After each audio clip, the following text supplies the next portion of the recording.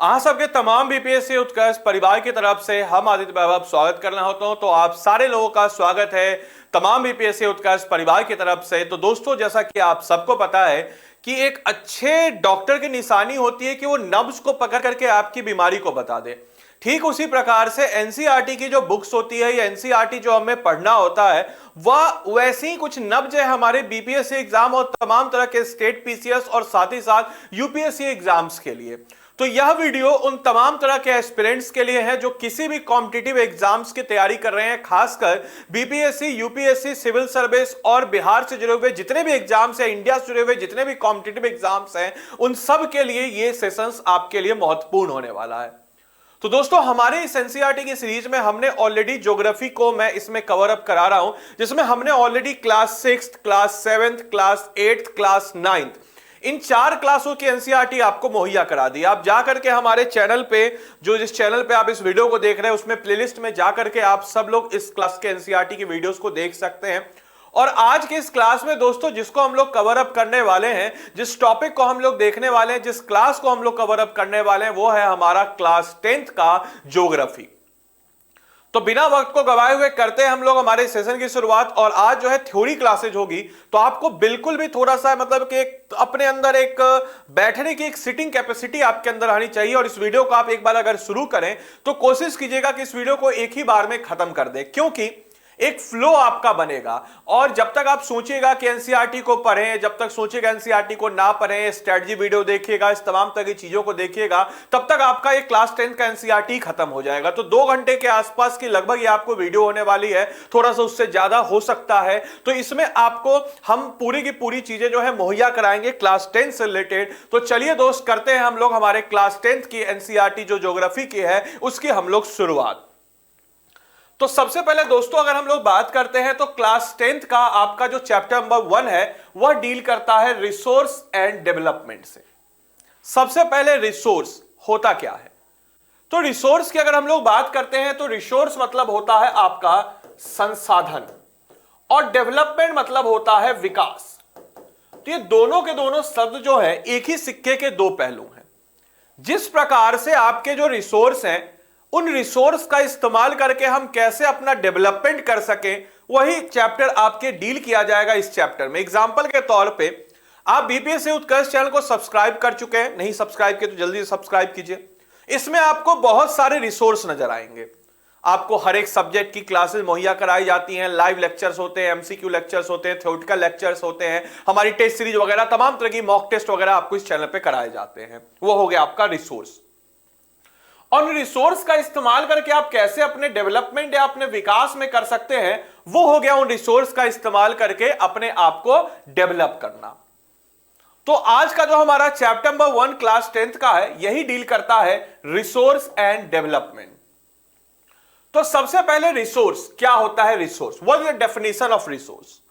तो सिंपल सी चीज है, रिसोर्स मतलब वो चीज, something which can be used to satisfy our need, यानी कि ऐसी हर एक वो चीज जो हमारी जरूरत को पूरा करे, वो हमारा कहलाता है रिसोर्स, वो हमारा कहलाता है संसाधन। एग्जाम्पल के तौर पे, आपकी जरूरत है बीपीएससी एग्जाम को क्लियर करना, आपकी जरूरत है आप किसी एग्जाम्स को क्लियर करना, किसी भी कॉम्पिटिटिव एग्जाम को क्लियर करना, उसके लिए ये क्लास इंपॉर्टेंट है। तो आप इस क्लास को देख रहे हैं और इस क्लास को देखने के क्रम में आप जब अपने नीड को, अपनी जरूरत को सेटिस्फाई हो रही है आपकी वो जरूरत, तो वो कहलाएगा एक रिसोर्स। और ये रिसोर्स के लिए क्या है? इट इज टेक्नोलॉजिकली एक्सेसिबल, यानी कि सबसे पहली चीज रिसोर्स का पहला फंडा क्या होना चाहिए कि वह टेक्नोलॉजिकली एक्सेसिबल होना। जैसे आपके पास फोन है, आपके फोन में इंटरनेट रिचार्ज है, तो आप इस रिसोर्स को एक्सेस कर सकते हैं हमारे इस क्लास को। इकोनॉमिकली होना चाहिए, बिल्कुल, you don't have to pay anything despite कि आपके फोन में इंटरनेट का रिचार्ज हो या वाईफाई हो, आप इस वीडियो को देख सकते हैं, it is free of cost. तो इकोनॉमिकल है, सिर्फ आपको इंटरनेट का रिचार्ज करना है। दूसरी चीज, कल्चरली एक्सेप्टेड। मेरी जो क्लास है, जैसे आप लोग, इतना तो मुझे पता है कि आप लोग मुझे एक्सेप्ट करते हैं एज ए मेंटर के नाते, एज ए फैकल्टी के नाते, तो आपने मुझे एक्सेप्ट किया है। तो ठीक वैसा ही आपके होता है रिसोर्स का फंडा। तो रिसोर्स और कुछ नहीं, रिसोर्स बस यही चीज है कि जो आपके जरूरतों को पूरा करे, ऐसा संसाधन कहलाता है रिसोर्स। और उसकी आपकी एक्सेसिबिलिटी हो, आप उसको एक्सेस कर पाए, इकोनॉमिकली आपके लिए हो, यानी कि आर्थिक रूप से आप उसको एक्सेस कर पाए, और साथ ही साथ आप उसको एडेप्ट कर पाए, वो कहलाता है रिसोर्स। तो हमारे इस चैप्टर में क्या डील करता है? हमारे इस चैप्टर का जो एनसीईआरटी है वो एनसीईआरटी डील करता है हमारे जो संसाधन है उन संसाधनों को अलग अलग कैटेगरी में बांटता है। सबसे पहले ऐसे संसाधन जो प्राकृतिक हैं, और दूसरे ऐसे संसाधन जो कि आपके मानव निर्मित हैं। जो प्राकृतिक हैं उनको हम लोग नेचुरल रिसोर्स करेंगे, प्राकृतिक संसाधन। जो मानव निर्मित है उसको हम लोग ह्यूमन रिसोर्स करेंगे, मानव संसाधन। और प्राकृतिक में भी दो प्रकार की होती है, एक आपका कहलाता है रीन्यूएबल रिसोर्स और दूसरा रीन्यूएबल रिसोर्स। रीन्यूएबल रिसोर्स हम ऐसे रिसोर्स को कहते हैं जिसको हम लोग कहते हैं आपके non conventional source of energy, नवकरणीय ऊर्जा का स्रोत, नवकरणीय संसाधन। यानी कि ऐसे संसाधन जिन संसाधन में हम उसको रीन्यू कर सके, नाम में क्लियर, री यानी कि फिर से उसका हम इस्तेमाल कर सके, और वो आपके एग्जॉस्ट ना हो, इन्वायरमेंट के लिए भी ज्यादा खतरनाक ना हो, इन्वायरमेंट के लिए भी आपके एक सस्टेनेबल वे में, एक सतत विकास के इसमें आपके बढ़ते रहे, तो वो हमारा कहलाता है रीन्यूएबल सोर्स ऑफ एनर्जी।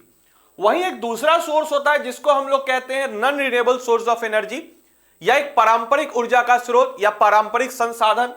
जैसे कि अगर हम लोग बात करते हैं कि ऐसा रिसोर्स जो कि रिसाइकल नहीं हो पाए, जैसे कि आपका कोयला की बात हम लोग करते हैं, एक बार इस्तेमाल हो गया, एग्जॉस्ट हो गया, खत्म हो गया। रीन्यूएबल जैसे कि आपका सोलर एनर्जी, बार बार हम उसका इस्तेमाल कर सकते हैं, कंटिन्यूअस ऑफ फ्लो में हम लोग कर सकते हैं।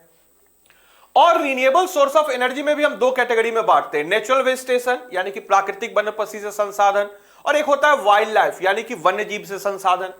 वहीं अगर हम लोग बात करते हैं ह्यूमन रिसोर्स की, तो ह्यूमन रिसोर्स हो गया स्ट्रक्चरल एंड इंस्टीट्यूशनल, यानी कि आपके एक पारंपरिक रूप से, एक इंस्टीट्यूशनल लेवल से, एक संगठित तरीके से उसका इस्तेमाल, जिसमें आपके क्वालिटी क्वांटिटी सब कुछ मिले। जैसे मैं क्या हूं, एक ह्यूमन रिसोर्स हूं, मैंने अपनी पढ़ाई को किया, अपने आप को इनहेंस किया, और आज आपको पढ़ा रहा हूं, और आप मेरे इस रिसोर्स का इस्तेमाल करके आप अपने एग्जाम की तैयारी कर पा रहे हैं। तो मैं क्या हूं, एक ह्यूमन रिसोर्स हूं, एक मानव संसाधन हूं। इस मानव संसाधन का इस्तेमाल करके आप एग्जाम क्लियर कर लेंगे, आप इस राज्य के काम आएंगे, इस देश के काम आएंगे, इस ब्रह्मांड के काम आएंगे, इस विश्व के काम आएंगे, क्योंकि जो ब्रह्मांड की जानकारी खोज कर रहा है एस्ट्रोनॉट्स, वो भी एक ह्यूमन रिसोर्स है। तो रिसोर्स के अलग अलग कैटेगरी आपके होते हैं, इसको हमने जाना। अब जब नेचुरल रिसोर्स की बात करते हैं तो नेचुरल रिसोर्स आखिर क्या होता है? तो all those resource which are created by nature, simple सा चीज है, ऐसे संसाधन जो कि प्रकृति के द्वारा बनाए गए हो उसको हम लोग कहते हैं नेचुरल रिसोर्स। उदाहरण स्वरूप जमीन, वाटर, पानी, वाइल्ड लाइफ, वन्य जीव, एटमॉस्फेयर, हमारा वायुमंडल, ऐसे हर एक वो चीज जो प्रकृति के द्वारा डायरेक्टली बनाए गए। एट द एंड देखा जाए सब कुछ तो प्रकृति का ही है, मानव को भी प्रकृति नहीं बनाया है, बट जो डायरेक्टली आपके नेचर के द्वारा बनाई गई हो वो हमारा क्या कहलाएगा, नेचुरल रिसोर्स। जैसे कि हवा, पानी, जमीन, जंगल, हमारा वायुमंडल, ये सब आपका कहलाएगा नेचुरल रिसोर्स, यानी कि आपके प्राकृतिक संसाधन। अब इसके बाद हम लोग बात करते हैं, रिसोर्स को हम लोग बहुत सारे कैटेगरी में डिवाइड करते हैं। सबसे पहले on the basis of exhaustibility, यानी कि उसके समाप्त होने के उसके आधार पर। तो ऐसे रिसोर्स जो समाप्त नहीं हो, जिसको हम लोग रीन्यू बार बार उसका इस्तेमाल कर सकें, वो हमारे कहलाते हैं रीन्यूएबल सोर्स ऑफ एनर्जी। इसको हम लोग करते हैं गैर पारंपरिक ऊर्जा के स्रोत, non conventional source of energy भी कहते हैं। जैसे कि आपका सोलर एनर्जी हो गया, सौर ऊर्जा हो गया, वायु ऊर्जा हो गया, सोलर से, सोलर प्लेट से लगा के इलेक्ट्रिसिटी प्रोड्यूस किए, क्योंकि सूर्य जब तक ब्रह्मांड, जब तक हमारा सोलर सिस्टम है तब तक सूर्य तो है ही, जब तक पृथ्वी है तब तक सूर्य है, सूर्य नहीं रहेगा तो पृथ्वी नहीं रहेगी, फिर रिसोर्स का खत्म मामला। तो मतलब कहने का मतलब है कि ऐसा सोर्स जो खत्म नहीं हो रहा है, जो अनलिमिटेड अमाउंट में हमारे पास है, वो कहलाएगा रीन्यूएबल सोर्स ऑफ एनर्जी। दूसरा, non renewable source of energy, ऐसे रिसोर्स जो एग्जॉस्ट हो सकते हैं, समाप्त हो सकते हैं, वो हमारे कहलाते हैं non renewable source of energy, यानी कि गैर पारंपरिक ऊर्जा के स्रोत। इसके बाद on the basis of origin, उसका क्या चीज से ओरिजिन हुआ है। अगर वो बायोटिक है, अगर उस रिसोर्स में आपके जीवन है तो वो कहलाएगा बायोटिक रिसोर्स। जैसे कि वनस्पति हमारा नेचुरल वेजिटेशन हो गया, प्राकृतिक वनस्पति हो गई, वाइल्ड लाइफ हो गया, जंगल में आपके पेड़ों में जान है, जानवरों में जान है, वो हो गया बायोटिक रिसोर्स। एक होता है आपका एबायोटिक रिसोर्स, यानी कि ऐसे रिसोर्स जिनमें जान ना हो बट फिर भी हमारे लिए इंपॉर्टेंट है, जैसे पानी। पानी के अंदर जान नहीं है बट एक जिंदा रहने के लिए पानी की कितनी आवश्यकता है आप सब लोग भली भांति परिचित है। और एक तीसरा कैटेगरी जिससे हम हमारे संसाधनों को बांटते हैं वो है आपके on the basis of ownership, यानी कि उसका स्वामित्व के आधार पर, उसके ओनर के आधार पर, कौन उसका स्वामी है, कौन उसका ओनर है। सबसे पहले इंडिविजुअल रिसोर्स, किसी की प्राइवेट रिसोर्स हुआ, जैसे फॉर एग्जांपल आपने फैक्ट्री लगा ली, आपका इंडिविजुअल रिसोर्स हो गया। कम्युनिटी रिसोर्स, पूरे कम्युनिटी का हो गया रिसोर्स। नेशनल रिसोर्स यानी कि राष्ट्र का, जैसे माइंस हो गया, खनन, माइंस वगैरह। इंटरनेशनल रिसोर्स जैसे कि समुद्र के जो इंटरनेशनल रिसोर्स, समुद्र में पाए जाने वाले जो हमारे रिसोर्सेज है उसको इंटरनेशनल रिसोर्स की कैटेगरी में हम डांटते हैं। कम्युनिटी रिसोर्स, जैसे मैंने बताया किसी एक पार्टिकुलर कम्युनिटी ने उस रिसोर्स को इनहैंस किया, जैसे कि कोऑपरेटिव सोसाइटी, कम्युनिटी, ये जितने भी ये सब लोगों ने मिलकर, जैसे हमारे बिहार में कॉम्फेड सुधा, एक कम्युनिटी रिसोर्स हम कह सकते हैं, मोरलेस उसके आसपास समझाने के लिए आपको बता रहा है। 4-5 समझिए कि पूरे गांव ने मिलकर के एक साथ अपना अन्न किया, एक साथ अन्न उगाया, एक साथ खेती में उगाया, कम्युनिटी रिसोर्स हो गया। यानी कि कम्युनिटी के द्वारा ओन किया गया हो वो हमारा कहलाता है कम्युनिटी रिसोर्स। अब आइए रिन्यूएबल रिसोर्स क्या होता है। तो ऐसे रिसोर्स जिसको हम लोग रिन्यू कर सके, बार बार उसको रिसाइकल कर सके, रिप्रोड्यूस कर सके, फिर से उसको बना सके फिजिकल और केमिकल प्रोसेस के थ्रू, वो हमारा कहलाता है रिन्यूएबल सोर्स। जंगल को हम बार बार बढ़ा सकते हैं, उसको इस्तेमाल कर सकते हैं एक सस्टेनेबल वे में, जंगल का लकड़ी काटे, इस्तेमाल किए, वहां पेड़ लगा दिए। सोलर एनर्जी, ऊर्जा, जो सौर ऊर्जा है, विंड एनर्जी, वायु का जो ऊर्जा है, उससे हम इस्तेमाल कर सकते हैं। तो रिन्यूएबल सोर्स ऑफ एनर्जी हमारा बेसिकली क्या हुआ, तो ऐसे रिसोर्स जिसको हम लोग बार बार रिन्यू कर सके, बार बार उसको हम लोग क्रिएट कर सके, that is known as renewable source of energy. अब इसके बाद हम लोग बात करते हैं non renewable source of energy.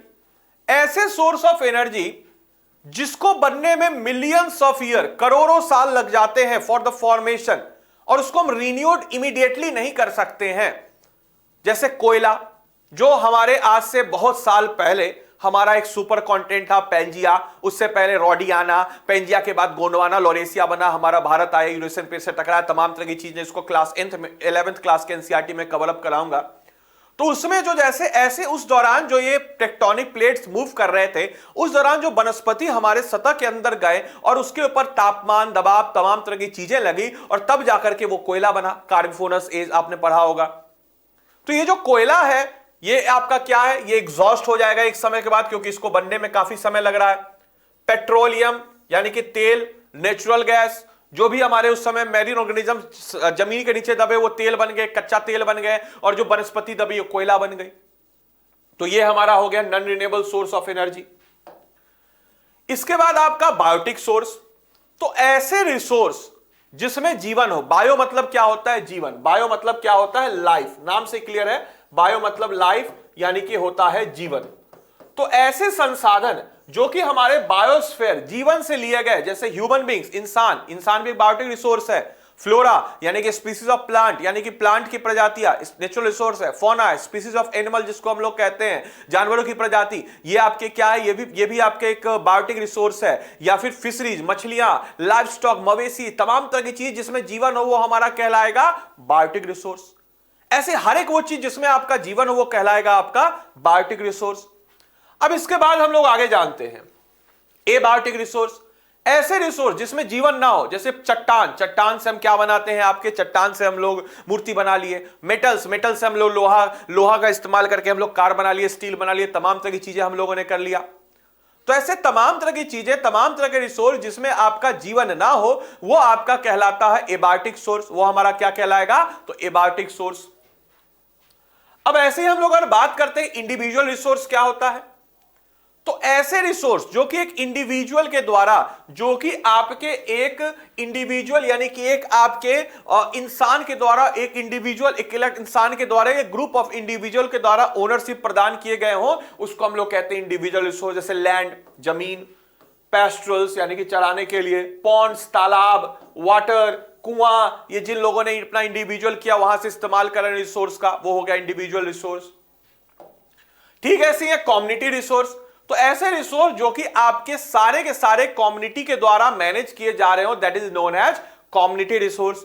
Example grazing ground यानी कि जो चराने के लिए जो आपका ग्रेजिंग ग्राउंड है वो, यानी कि जब हम मवेशियों को चलाते हैं वो, इसके अलावा ब्यूरल ग्राउंड यानी कि जो अगर हम लोग बात करते हैं जो हमारा कबरगाह होता है, कबरगाह किसी एक इंडिविजुअल इंसान का नहीं होता, कम्युनिटी का होता है। जैसे आप देखिएगा कि जैसे आप मुसलमानों में कबरगाह जाते हैं, क्रिश्चियन में भी कबरगाह जाते हैं, हिंदुओं में भी आपके घाट पर जाते हैं जहां पे सबों को जलाया जाता है, कम्युनिटी रिसोर्स होता है।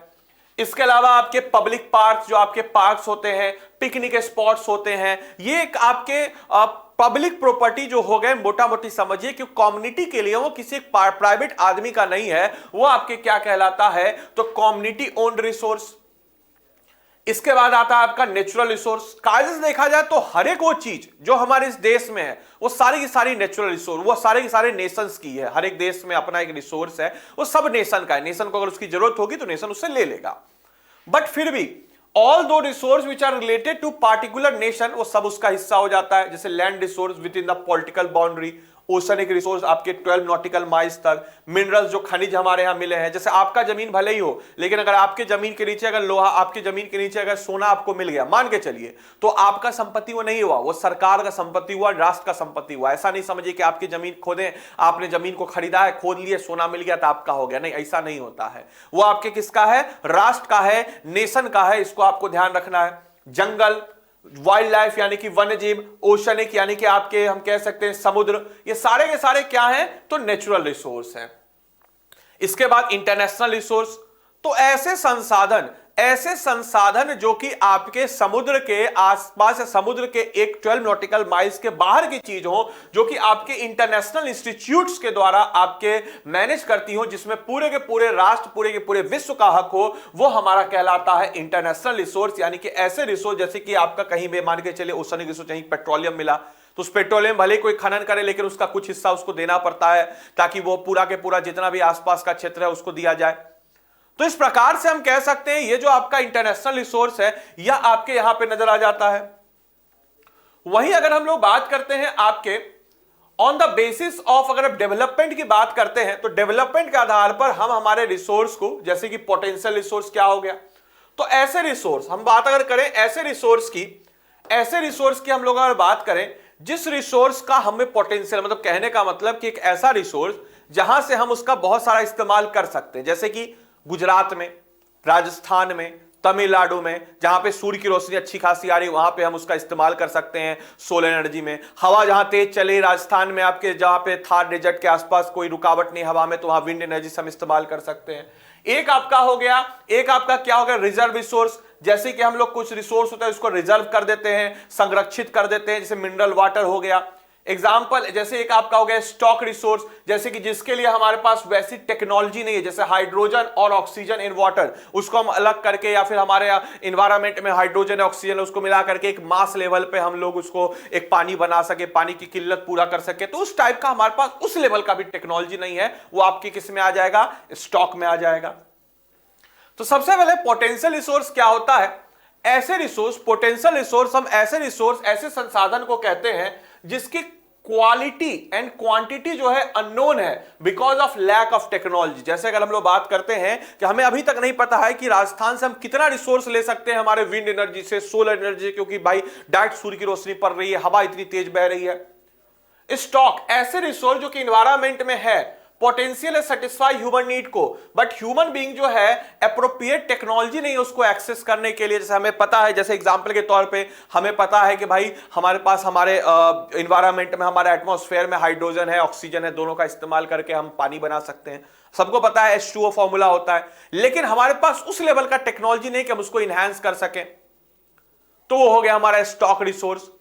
इसके बाद आपका स्टॉक रिसोर्स है जो कि सर्वेड है, देयर क्वालिटी और क्वांटिटी के बात अगर हम लोग करते हैं, बट डिटरमाइंड फर्टिलाइजर और डेवलपमेंट जो उस रिसोर्स का टेक्नोलॉजी लेवल उस लेवल का नहीं है, वो हमारा स्टॉक करा गया। इसके बाद डेवलपमेंट ऑफ रिसोर्स, अगर हम लोग बात करते हैं हमारे रिसोर्सेज का डेवलपमेंट, यानी कि हमारे रिसोर्स का अगर डेवलपमेंट की बात करते हैं तो वो कैसे होता है? तो द प्रोसेस जो डेवलपमेंट रिसोर्स का होता है, अगर हम लोग इसकी बात करते हैं, it is the process of developing the resource in order to make them useful. यानी कि जैसे मान के चलिए कोई भी रिसोर्स हमें मिला, उस रिसोर्स का इस्तेमाल करके हम कैसे उसको अपने योग्य बनाए। जैसे कि लैंड, लैंड की बात, हम जमीन की बात करते हैं तो जमीन कोई रिसोर्स नहीं, अनटिल उस जमीन पे हम खेती ना करें या उस जमीन पे हम कुछ ना बनाएं। जैसे example, land has to be clear, जैसे कोई भी जमीन है उसको क्लियर करना पड़ता है, उसको जोतना पड़ता है, जोतने के बाद उसमें फसल लगानी पड़ती है, पानी से सींचना पड़ता है, तब जाके उसमें फसल आती है। तो ठीक उसी प्रकार से रिसोर्स, मतलब ये नहीं कि जैसे लैंड है तो लैंड एक रिसोर्स है, लैंड ऐसे खाली पड़ा है, कोई रिसोर्स नहीं, उससे कोई फायदा नहीं हो रहा है सिवाय आपकी जमीन का रेट बढ़ रहा है जमीन का रेट बढ़ रहा है, आने वाले टाइम में आप इन्वेस्ट करके बेच दीजिएगा। लेकिन उस जमीन पे अगर आप खेती कीजिए या उस जमीन पे अगर बंजर जमीन है तो उस जमीन पे आप मछली पालन या तमाम तरह की लाइव स्टॉक कीजिए, या तमाम तरह के आप कुछ मॉल बना दिए, दुकान बना दिए, बहुत सारी चीजें आप उसमें बना सकते हैं। हालांकि एग्रीकल्चर लैंड है तो उसमें नहीं बनेगा, बट समझाने के लिए आपको बता रहे। तो रिसोर्स जो है डेवलप करना, यही आपका अपने सेटिस्फाइंग के लिए, ह्यूमन वांट्स के लिए, जो कि डायरेक्टली नहीं होता है, वही आपका कहलाता है डेवलपमेंट ऑफ रिसोर्स। वैसे अगर हम लोग बात करते हैं प्रॉब्लम्स क्रिएटेड बाय, अगर हम लोग बात करते हैं एक टॉपिक एनसीईआरटी में, problems created by indiscriminated use of resource by man, तो बहुत सारे रिसोर्स जो है डिप्लीटेड नहीं हो रहे हैं, जैसे जंगल रिसोर्स जो है या आपके हैंड, कुछ लोगों के पास रिसोर्स है, ज्यादातर लोगों के पास रिसोर्स नहीं है, यानी कि हैव एंड हैव नॉट के बीच में काफी ज्यादा गैप है। कुछ लोगों के पास अत्यधिक रिसोर्स है, कुछ लोगों के पास रिसोर्स की आपकी भारी कमी है। आप देखते होंगे आपके समाज में ऐसे बहुत सारे उदाहरण आपको नजर आते होंगे जहां पे बहुत लोगों के पास बहुत सारे रिसोर्स हैं और किसी के पास कुछ भी नहीं है। ग्लोबल वार्मिंग, हम बहुत ज्यादा गर्मी कर रहे हैं, बहुत ज्यादा पॉल्यूशन निकाल रहे हैं, बहुत ज्यादा ग्रीन हाउस गैसेस कर रहे हैं, ग्लोबल वार्मिंग हो रहा है, हमारा टेम्परेचर आपके बढ़ रहा है, तो हम इस तरीके से रिसोर्स को डिप्लीट भी कर रहे हैं, खराब भी कर रहे हैं। इसके अलावा सस्टेनेबल इकोनॉमिक डेवलपमेंट क्या होता है, तो मोटा मोटी अगर हम लोग बात करते हैं सस्टेनेबल इकोनॉमिक डेवलपमेंट की बात हम लोग करते हैं, ऐसे इकोनॉमिकली रूप से अपने आप को डेवलप करना कि हमारे उस रिसोर्स का हम इस्तेमाल भी करें और इन्वायरमेंट को आपके नुकसान भी ना पहुंचे। एक सस्टेनेबल वे में, एक सतत विकास के जरिए, जैसे हम उस फ्यूचर, जैसे पेट्रोल का कहा जाता है, पेट्रोल है, पेट्रोल का अच्छे से इस्तेमाल करना ताकि फ्यूचर जनरेशन के लिए वो बच जाए। जहां जरूरत है आप पब्लिक ट्रांसपोर्ट से जा सकते हैं, क्या जरूरत है आपको आपके कार से जाने की। अगर आप 2-3 लोग के साथ जा सकते हैं तो अकेले इंडिविजुअल कार से जाने की कोई जरूरत नहीं है। तो सस्टेनेबल इकोनॉमिक डेवलपमेंट ये हुआ कि इंपॉर्टेंट है क्योंकि बहुत सारे रिसोर्स जो है नॉन रिन्यूएबल सोर्स है और उसको ओवर एक्सप्लॉइट करके, ज्यादा दोहन करके फ्यूचर जनरेशन के लिए वो नहीं बचेगा। तो यही जो फ्यूचर जनरेशन के लिए बचाना, यही हमारा सस्टेनेबल वे में इसका इस्तेमाल करना है। साथ ही साथ इन्वायरमेंट, जो पॉपुलेशन है, इसको आपके मेजर थ्रेट है हमारे सर्वाइवल ऑफ ह्यूमन बींग्स का। अगर इससे आपके इन्वायरमेंट में भी काफी भारी नुकसान हो रहा है, यह भी एक बहुत बड़ी समस्या आपको नजर आ रही होगी। इसके बाद अगर हम लोग बात करते हैं हमारे रिसोर्स प्लानिंग्स की, तो रिसोर्स प्लानिंग जो है टेक्नोलॉजिकल और रिसोर्स का प्रॉपर यूटिलाइजेशन होना चाहिए। सबसे पहले आइडेंटिफाई करना रिसोर्स को, उसका उस रिसोर्स का कैसे इस्तेमाल करना चाहिए, उस रिसोर्स को एक सस्टेनेबल वे में इस्तेमाल करना। तो एक प्रॉपर प्लानिंग आपके होनी चाहिए कि भाई उस रिसोर्स का हम कैसे इस्तेमाल करें, किस प्रकार से हम रिसोर्स का आपके इस्तेमाल करें। ठीक वैसे ही इंपॉर्टेंस ऑफ रिसोर्स प्लानिंग, इसका क्या इंपॉर्टेंस है कि हम सेल्फ सफिशिएंट होंगे अदर रीजन से, जैसे सेल्फ सफिशिएंट होंगे। जैसे Madhya Pradesh is rich in मेरी number, Ladakh is poor in resource. जैसे कि अगर मान के चलिए कि मध्य प्रदेश में, जैसे एक अभी हाल ही फिलहाल में एक, जैसे मान के चलिए कि एक जो हमारी, जैसे मान के चलिए कि उड़ीसा बोले कि भैया हम तुम्हारे को ये नहीं देंगे, आपको क्या नाम है उसका, आयरन नहीं देंगे, लोहा नहीं देंगे। तो दूसरा राज्य बोले हमारे पास लोहा होता हम नहीं देंगे। अब मान के चलिए बिहार बोले कि हमारे पास आम होता हम तुमको आम नहीं देंगे। उड़ीसा बोले, फिर उसका माने चले कोई और उठ के बोले कि राजस्थान बोले हम बाजरा नहीं देंगे। तो ऐसे नहीं होगा। एक as a nation, as a whole team के रूप में काम करना होगा, क्योंकि हर राज्य, हर क्षेत्र अलग अलग चीजों के लिए जाना जाता है। तो वेस्टेज ऑफ रिसोर्स जो है, इसको हम लोग प्लानिंग के थ्रू इसको बच सकते हैं। इससे इन्वायरमेंट पॉल्यूशन जो है, जो हमारा पर्यावरण प्रदूषित हो रहा है, इससे भी हम बच सकते हैं। साथ ही साथ ओवर एक्सप्लॉयटेशन जो रिसोर्स का है, इससे भी हम बच सकते हैं। तो इस तमाम तरह की चीजों से हम लोग बच सकते हैं। इसके बाद रिसोर्स कंजर्वेशन, यानी कि हमें 2-3 चीजों का हमेशा ख्याल रखना चाहिए कि कोई भी जो रिसोर्स है, उस रिसोर्स का इस्तेमाल हम इतना ना करें कि वो रिसोर्स ही एग्जॉस्ट हो जाए, खत्म हो जाए। तो उस रिसोर्स का हमें एक प्रॉपर तरीके से इस्तेमाल करना चाहिए। छोटी छोटी आदतें हमारे, क्योंकि एनसीईआरटी की मतलब एनसीईआरटी की पुस्तक की सबसे अच्छी बात है कि आपको हर क्लास के हर चैप्टर के बाद कुछ ना कुछ आपको एक लेसन देता है। तो यहां पे भी ये लेसन दे रहा है कि रिसोर्स का हम इतना इस्तेमाल करें कि भाई हमारी सारी की सारी चीजें मुहैया कराई जा सके। जैसे कि प्लान जो है रिसोर्स का, in order to meet the presence need, उसको हम लोग स्टोर कर सके। जैसे कि बहुत सारे ऐसे रिसोर्स है जो नॉन रिन्यूएबल हैं और कैन एग्जॉस्टेबल, अगर हम लोग उसको बचाएं तो लॉन्गर पीरियड के लिए हम उसका इस्तेमाल कर सकते हैं। साथ ही साथ एनसीईआरटी आपको कुछ आइडियाज भी दिया है। आइडिया ऑफ आपके Gandhi ji about the conservation of resource. Gandhi ji बताते हैं कि there is enough for everyone need but not anyone greeds. बहुत ही फेमस कोट, आप अपने मेंस एनसीईआरटी में भी इस्तेमाल कर सकते हैं कि गांधी जी बोलते हैं कि हमारे पृथ्वी पे इतने संसाधन है कि सब लोगों की जरूरतें पूरा हो सके, लेकिन सब लोगों की लालचें कभी पूरा नहीं होगी। तो जितना आपको जरूरत है उतना ही इस्तेमाल कीजिए, इस चीज का ध्यान रखना है। साथ ही साथ ग्रीड जो है और सेल्फिशनेस यानी कि स्वार्थ और जो हमारा लालच है, यह हम एक मॉडर्न टेक्नोलॉजी के साथ हम क्या कर रहे हैं, ओवर यूज कर रहे हैं, तो यह नहीं होना चाहिए। तो इस तरीके से हमारा जो पहला चैप्टर था रिसोर्स एंड डेवलपमेंट वो खत्म हो गया। सोचिए कि सिर्फ आपके 18 से 20 मिनट में आपका एक चैप्टर पूरा का पूरा आपको एक रिवीजन हो गया, आपको एक आइडिया मिल गया, आपको एक पता चलेगा कि क्या है इस चैप्टर में। अब आइए हमारे एनसीईआरटी के दूसरे चैप्टर की तरफ बढ़ते हैं, जो कि है हमारा फॉरेस्ट एंड वाइल्ड लाइफ। इस चैप्टर में डील आपके होगा जंगल और जंगल में पाए जाने वाले जो जंगली जानवर हैं, जो जंगल और जो हमारा वाइल्ड लाइफ रिसोर्स है, जो हमारा वन्य जीव आपके रिसोर्स है, उसके बारे में हम जानेंगे। तो सबसे पहले हम लोग अगर बात करते हैं forest and wild life resource यानी कि जंगल और जंगल में जो वन्य जीव अभयारण्य है उसके बारे में। तो सबसे पहले बायोडायवर्सिटी क्या होती है, what is biodiversity, what is जैव विविधता, इसको हम लोग हिंदी में कहते हैं। तो जैव विविधता, बायो मतलब क्या हुआ, लाइफ, मैंने ऑलरेडी आपको बताया है। जैव और डायवर्सिटी मतलब क्या हुआ, विविधता।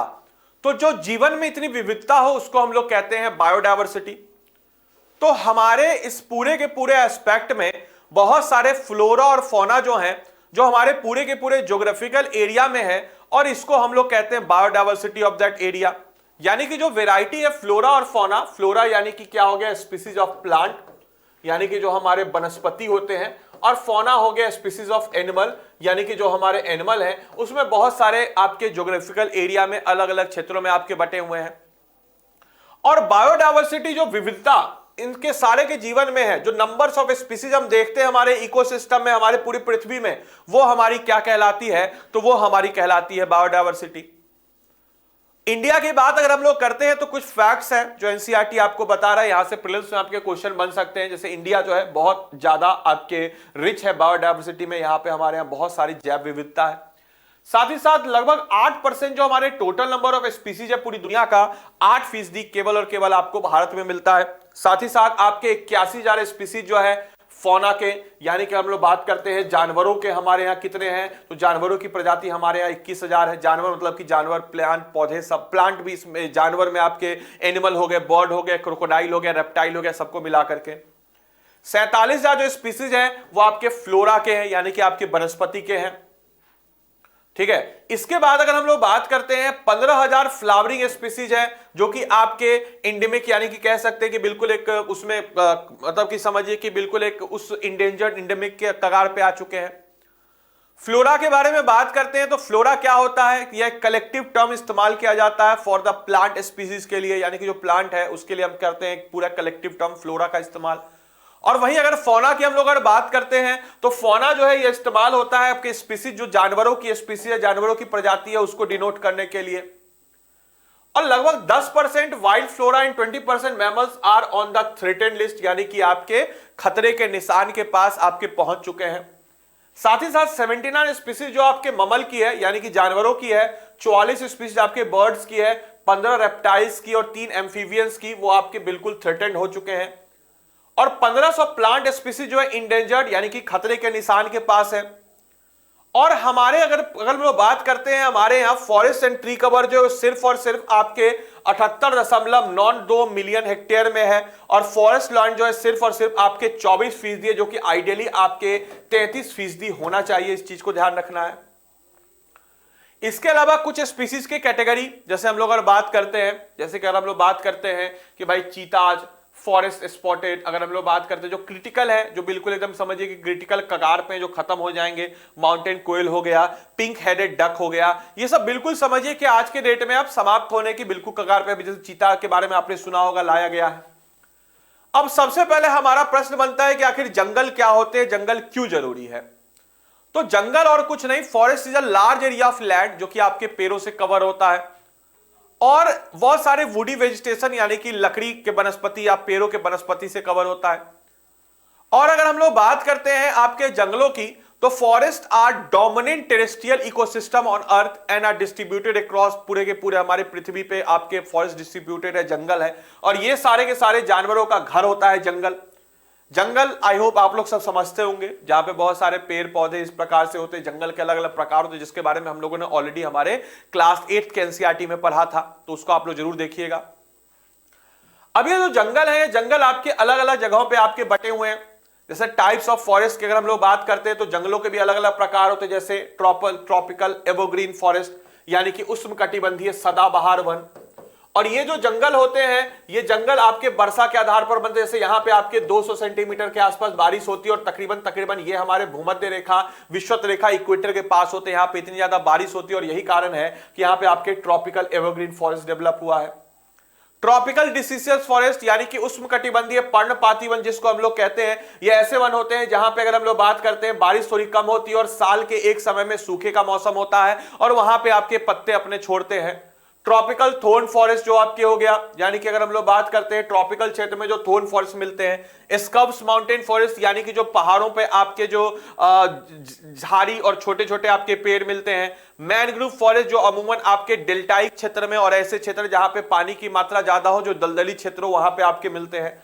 तो कुल इतने प्रकार के जंगल हमें देखने को नजर आते हैं और जंगल के बारे में ऑलरेडी डिटेल सेशन क्लास 8 के एनसीईआरटी में था, जिसके बारे में मैंने ऑलरेडी आपको पढ़ा रखा है। अब जंगलों को वैनिश कैसे किया जा रहा है, काटा कैसे जा रहा है? तो डायमेंशन जो है डिफॉरेस्टेशन का, यानी कि डिफॉरेस्टेशन क्या होता है, तो जो हमने जंगल को काट रहे हैं उसको हम लोग कहते हैं डिफॉरेस्टेशन। और जो फॉरेस्ट कवर है हमारी कंट्री में, जैसा कि ऑलरेडी मैंने बताया कि भाई 23.81% जो टोटल ज्योग्राफिकल एरिया है ये हमारे भारत का, इससे पहले जो मैंने बताया था विश्व का बताया था। और फॉरेस्ट रिपोर्ट 2011 के अनुसार जो फॉरेस्ट डेंस आपका है वो आपके इंक्रीज हुआ है, ठीक है, एनसीईआरटी ने बता रखा है। हालांकि अगर हम लोग फिर भी बात करते हैं तो जिस लेवल पे हमारी जनसंख्या बढ़ी है उस लेवल पे हमें इंक्रीजमेंट या जो है आपके देखने को नजर नहीं आता है। वहीं अगर हम लोग बात करते हैं वैनिशिंग फॉरेस्ट, जो हम लोग जंगलों को काट रहे हैं, इस कारण से काफी ज्यादा तेजी से जो हमारे नेचुरल रिसोर्स हैं वो रिसोर्स जो है धीरे धीरे आपके खत्म हो रहे हैं और एक समय पे आएगा जब वो रिसोर्स आपके खत्म हो जाएंगे। अब एक कंसर्न एनसीईआरटी की सबसे पहली बात यही होती है कि एनसीईआरटी में टॉपिक्स ऐसे ही लिखे होते हैं, जैसे व्हाट इज वाइल्ड लाइफ के बारे में उन्होंने लिखा, अब वाइल्ड लाइफ को एक्सप्लेन किया। तो वाइल्ड लाइफ क्या होता है, जिसको हम लोग कहते हैं आपके वन्यजीव। तो वन्यजीव मतलब और कुछ नहीं, जो आपके जंगलों में जीवन है उसको हम लोग कहते हैं wildlife. Wild include those hunted for food, जो आपके वहां पे रहते हैं मतलब कि जंगलों में, और ये जो है लगभग सारे के सारे इकोसिस्टम में आपके पाए जाते हैं जो जंगलों में आपका जीवन है। जैसे कि आप शेर को देखिए, हाथी को देखिए, तमाम तरह की चीजें जो है आपकी एक वाइल्ड लाइफ का एग्जांपल है। और जो है अगर हम लोग बात करते हैं importance of forest and wild life, जंगलों और वन्य जीवों का हमारे जीवन में क्या इंपॉर्टेंस है, तो सबसे पहले जो है ये आपके वाटर शेड यानी कि पानी को सोखने का, पानी को रखने का सबसे इंपॉर्टेंट है। पानी की जो कमी है, अगर जंगल कट गए तो पानी नहीं होगा। वाइल्ड लाइफ का घर है, इकोनॉमिक बेनिफिट भी इसका बहुत ज्यादा है, क्लाइमेट को कंट्रोल करने में मदद मिलता है, जलवायु को कंट्रोल करने में, हमारे इकोसिस्टम को संतुलन बनाने के लिए और एक फूड चेन को डेवलप करने के लिए होता है। अगर वाइल्ड लाइफ नहीं होगा तो शेर मर जाएंगे, शेर नहीं होगा तो फिर बहुत सारे आपके हिरन हो जाएंगे जो कि हमारे खेतों को नुकसान करेंगे। और ये सबसे बड़ी चीज है कि हमारा एक नेचुरल प्रोसेस, उसके साथ हम छेड़छाड़ नहीं कर सकते हैं। अब यहां पे आपके क्लासिफिकेशन ऑफ स्पीसीज को भी बताया गया है, यानी कि जितने भी हमारे जानवर हैं या जितने भी हमारे जो प्रजाति हैं उन प्रजातियों को हम लोग अलग अलग कैटेगरी में बांटते हैं। सबसे पहले नॉर्मल स्पीसीज, यानी कि जिनकी संख्या बहुत, जैसे चूहे बहुत संख्या है। इंडेंजर्ड स्पीसीज, ऐसे स्पीसीज जो कि आपके खतरे के कगार पे है। वर्नेबल स्पीसीज, जो कि सिर्फ और सिर्फ उसी जगह पे आपके मिलते हैं। रेयर स्पीसीज, यानी कि कुछ ऐसे स्पीसीज जो कि rare of the rarest species है, आगे करके इंडेमिक और एक्सटिंक्ट ये स्कूल आपके होते हैं। सबसे पहले नॉर्मल स्पीसीज, तो ऐसे स्पीसीज जिसकी जनसंख्या जो है वो आपके लेवल जो है वो आपके नॉर्मल है सर्वाइवल के लिए, जैसे कि आपका कैटल हो गया, मवेशी हो गए, पाइन हो गया, पाइन का पेड़, साल का पेड़, जो कि पर्याप्त है, यह बिल्कुल एक नॉर्मल स्पीसीज कैटेगरी को हम कहते हैं। जैसे कि ये सब कुछ एग्जांपल्स आपके सामने हैं। इंडेंजर्ड स्पीसीज, ऐसे स्पीसीज जो कि खतरे के निशान पे है और अगर इसको यहां से नहीं बचाया जाए तो एक्सटिंक्ट हो जाएंगे, समाप्त हो जाएंगे। और ऐसे स्पीसीज की सर्वाइवल डिफिकल्ट होती है क्योंकि यह जो है आपके डिक्लाइन इन देयर पॉपुलेशन जो अगर होता रहा, जैसे कि ब्लैक बक हो गया, यानी कि आपका काला हिरन, वही ब्लैक बक जिसको सलमान खान ने मारा था, इंडियन वाइल्ड एस हो गया, यानी कि भारतीय जंगली गधा, क्रोकोडाइल, घड़ियाल, शेर, ठीक है, ये सारे कुछ ऐसे स्पीसीज जिनको अगर हम नहीं बचाएं तो एक समय के बाद आपके खत्म हो जाएंगे। ये थी ब्लैक बग, ये आपके इंडियन वाइल्ड एस, ये आपका लायन टेल्ड आपके बंदर का एक प्रजाति होता है, लंगूर का एक प्रजाति होता है, क्रोकोडाइल, घड़ियाल, इन सबको अगर हम नहीं बचाए तो खत्म हो जाएगा। वहीं वर्निएबल स्पीसीज हम ऐसे स्पीसीज को कहते हैं, ये स्पीसीज जो है आपके डिक्लाइन हो रहा है to level from where it is likely to move into a endangered category in near future. इनका जो निगेटिव फैक्टर हुआ, जैसे कि एग्जांपल ऐसे स्पीसीज जैसे ब्लू सीप, एशियाटिक एलिफेंट, गंगेटिक डॉल्फिन, तो एक ऐसे स्पीसीज होते हैं जो कि आपके इनका डिक्लाइन लेवल जो है ये आपके इस लेवल पे आ चुका है कि वह इंडेंजर की तरफ आपके मूव कर सकता है। इसको हम कहते हैं जैसे कि आपका गंगेटिक डॉल्फिन हो गया, एशियाटिक एलिफेंट हो गया, ब्लू सीप हो गया, यानी कि आपका नीली जो आपके भेड़ होती है वह हो गई। इसके अलावा हम लोग अगर बात करते हैं अगले कैटेगरी की, तो रेयर स्पीसीज, तो ये बहुत ही छोटे अमाउंट में पाए जाते हैं, बहुत ही कम, और ये ऐसे जगह पाए जाते हैं जो बहुत ही रेयरली हो। ऐसे स्पीसीज जैसे कि किसी एक पार्टिकुलर जगह पे, जैसे कि हिमालयन ब्राउन बियर हिमालय पे सिर्फ पाया जाता है बहुत ही कम में, हॉर्नबिल हो गया, डेजर्ट फॉक्स यानी कि आपके रेगिस्तानी लोमड़ी हो गया, एशियाटिक बुफेलो यानी कि जंगली आपके एशियाई बुफेलो हो गया, जो कि सिर्फ और सिर्फ उसी एक पार्टिकुलर जगह पे ही पाए जाते हैं, तो इसीलिए इसको रेयर कहते हैं, दुर्लभ प्रजाति हम लोग इसको कहते हैं, रेयर स्पीसीज कहते हैं, दुर्लभ प्रजाति, जो दुर्लभ ही हमें देखने को मिलते हैं। हिमालयन ब्लैक बियर हो गया जैसे हिमालय के क्षेत्र में, वाइल्ड एशियाटिक बुफेलो हो गया, हॉर्नबिल हो गया, डेजर्ट फॉक्स हो गया, जो कि सिर्फ और सिर्फ इसी पार्टिकुलर किसी एरिया में होता है। एक होता है इंडेमिक, ऐसे स्पीसीज जो कि सिर्फ और सिर्फ एक पार्टिकुलर एरिया में ही मिलते हैं, सिर्फ और सिर्फ एरिया में ही, वो सिर्फ उसी एरिया में मिलेंगे। इससे पहले हमने देखा कि भाई दुर्लभ प्रजाति जो रेयर स्पीसीज वो बहुत कम अमाउंट में होते हैं, लेकिन ये सिर्फ एक पार्टिकुलर एरिया में मिलते हैं। जैसे हिमालय तो पूरे हिमालय में मिलेंगे, लेकिन ये जो सिर्फ एक पार्टिकुलर एरिया, जैसे अंडमानी टील, निकोबार पिजन हो गया, अंडमान वाइल्ड पू हो गया, मिथुन हो गया, तो ये सिर्फ और सिर्फ आपके अरुणाचल प्रदेश में मिलेगा, निकोबार पिजन सिर्फ निकोबार में मिलेगा, अंडमान वाइल्ड पिग अंडमान में मिलेगा, अंडमान टील जो है सिर्फ अंडमान में आपको मिलेगा, तो ये सिर्फ और सिर्फ उसी जगह पे मिलते हैं। और ऐसे स्पीसीज को हम लोग क्या कहते हैं, तो ये स्पीसीज हमारा कहलाएगा इंडेमिक, जो इंडेमिक उसी पोजीशन पे मिलते हैं। एक्सटिंक्ट स्पीसीज, ऐसे स्पीसीज जो कि खत्म हो गए, समाप्त हो गए, हम लोगों ने उसको समाप्त कर दिया, तो जो नॉट फाउंड आफ्टर बहुत सारे सर्च करने के बाद वो हमें नहीं मिले, और ये एक्सटिंक्ट हो चुके हैं लोकल एरिया से। जैसे कि अगर हम लोग बात करते हैं सच species Asiatic cheetah, Asiatic cheetah जो है अब आपके खत्म हो चुका है, जो आपके चीता हम लोग अफ्रीका से लाते हैं, एशियाटिक चीता पूरी तरह से खत्म।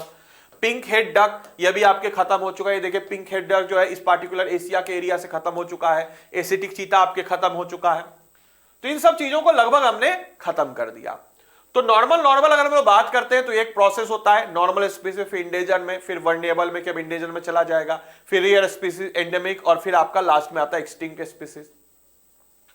अब हम लोग बात करते हैं factors which are responsible for depletion of flora and fauna. Obviously बात है कौन कौन से कारण जिसके कारण ये फ्लोरा और फौना की जो प्रजाति है यह आपके कम हुई थी, इसके पीछे के क्या क्या कारण है।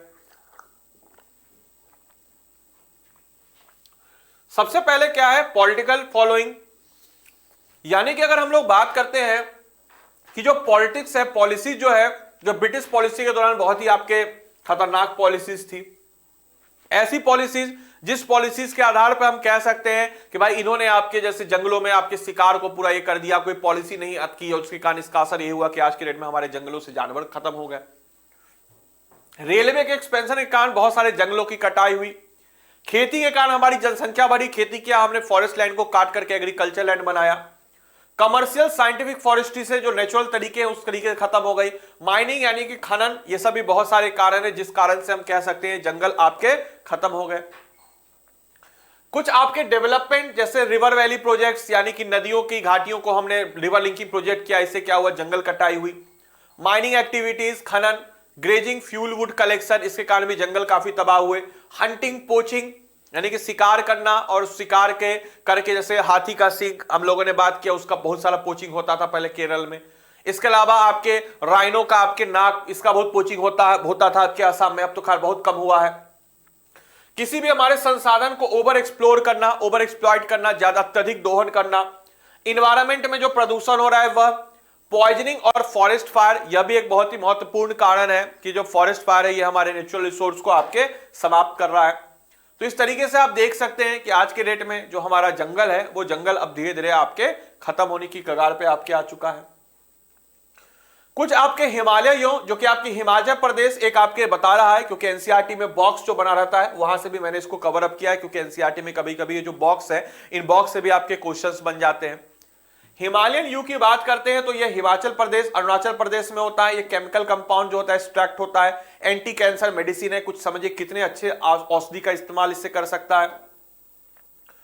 कुछ जैसे न्यूज़पेपर के कटिंग्स भी एनसीईआरटी आपके दिया है, जैसे घड़ियाल ऑन द ब्रिंक, यानी कि जो घड़ियाल है वो घड़ियाल अब बिल्कुल एकदम समझिए समाप्त होने के कगार पर है। तो इस तरीके के एनसीईआरटी जो विजुअल्स का इस्तेमाल करता है ताकि क्लास 10th में इतनी सारी इंफॉर्मेशन दे दे। इसके अलावा हम लोग को हमारे जंगली जो जानवर हैं, जो हमारे वाइल्ड लाइफ है, इसको बचाने की जरूरत है और इस इकोलॉजिकल बैलेंस को सपोर्ट करने के लिए डिफरेंट काइंड ऑफ स्पीसीज को बचाना जरूरी है, जैव विविधता को मेंटेन करने के लिए। इकोनॉमिकली इंपॉर्टेंट जो है जानवरों को करने के लिए फ्यूल, फोडर और डोमेस्टिक नीड्स को हमें पूरा करने के लिए जानवरों को। इसके अलावा हम लोग गांव को जरूरतों को पूरा करने के लिए छोटे लेवल पे बड़े लेवल पे जुड़ा करने के लिए इनकी जरूरत है।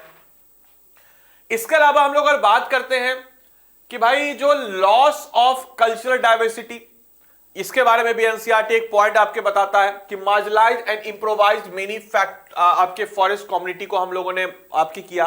और ये फॉरेस्ट कम्युनिटी जो कि पहले प्रोटेक्शन का काम करते थे, बचाने का काम करते थे, वो अब बेसिकली आपके सीरियस हेल्थ प्रॉब्लम, ये तमाम तरह की चीजें वहां देखने को नजर आई। ड्राउट, डिफॉरेस्टेशन यानी कि सूखा और जंगल का कटना भी एक बहुत ही बड़ा कारण है, जिस कारण से पूरा का पूरा सिस्टम जो है कोलैप्स हो रहा है धीरे धीरे। Conservation of forest and wild life, इसके तहत हमारे भारत सरकार ने Indian wild life protection act 1972 लाया था। इसके तहत कुछ स्पीसीज को बचाया गया, हंटिंग को बंद किया गया, रिस्ट्रिक्ट किया गया वाइल्ड लाइफ के ट्रेड का, व्यापार का, एस्टेब्लिश किया गया वाइल्ड लाइफ सेंचुरी को, वन्यजीव अभ्यारण्य को, नेशनल पार्क को एस्टेब्लिश किया गया, प्रोजेक्ट किया गया ताकि स्पीसीज ऑफ एनिमल को हम लोग बचा सके। साथ ही साथ types and distribution of forest and wild life resource, इसके तहत आपके क्या किया गया है कि हमारे वन्यजीव अभ्यारण्य को बचाने की बात कही गई, जिसमें सबसे फेमस प्रोजेक्ट टाइगर। और आज आपको जानकर के ये खुशी होगी कि इस प्रोजेक्ट टाइगर में हम लोग जो है बाघों की संख्या लगातार हमारी बढ़ते जा रही है। जहां एक समय बाघ महज आपके अंगुलियों पे गिन करके आपके 753 बाघ आज से बचे थे लगभग 15-20 साल पहले। अब ये बाघों की संख्या बढ़ते बढ़ते हम लोगों ने काफी अच्छा स्कोर किया है बाघों की संख्या में। मध्य प्रदेश को टाइगर स्टेट कहते हैं। इसके अलावा हम लोग अगर बात करते हैं तो हमारे बिहार में भी काफी ज्यादा आपको बाघों की संख्या बढ़ी है। टाइगर रिजर्व हमारा वाल्मीकि टाइगर रिजर्व है, टाइगर कॉरिडोर हमारा कैमूर वाइल्ड लाइफ सेंचुरी में आपके मौजूद नजर आ जाएगा। तो इतने सारे जो है हमारे प्रोजेक्ट टाइगर्स, ये सब आपको नजर आ जाते हैं।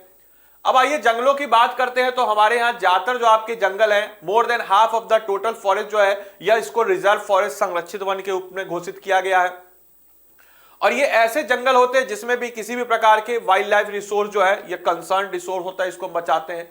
बाकी प्रोटेक्टेड फॉरेस्ट, तो 1/3 जो हमारा टोटल फॉरेस्ट एरिया है वो प्रोटेक्टेड है, इसको डिक्लेयर किया गया फॉरेस्ट डिपार्टमेंट के द्वारा और ये प्रोटेक्टेड है किसी भी प्रकार के फ्यूचर डिप्लेशन के लिए। साथ ही साथ अनक्लास फॉरेस्ट, ये बोथ गवर्नमेंट और प्राइवेट इंडिविजुअल्स के द्वारा आपके ओन्ड होते हैं।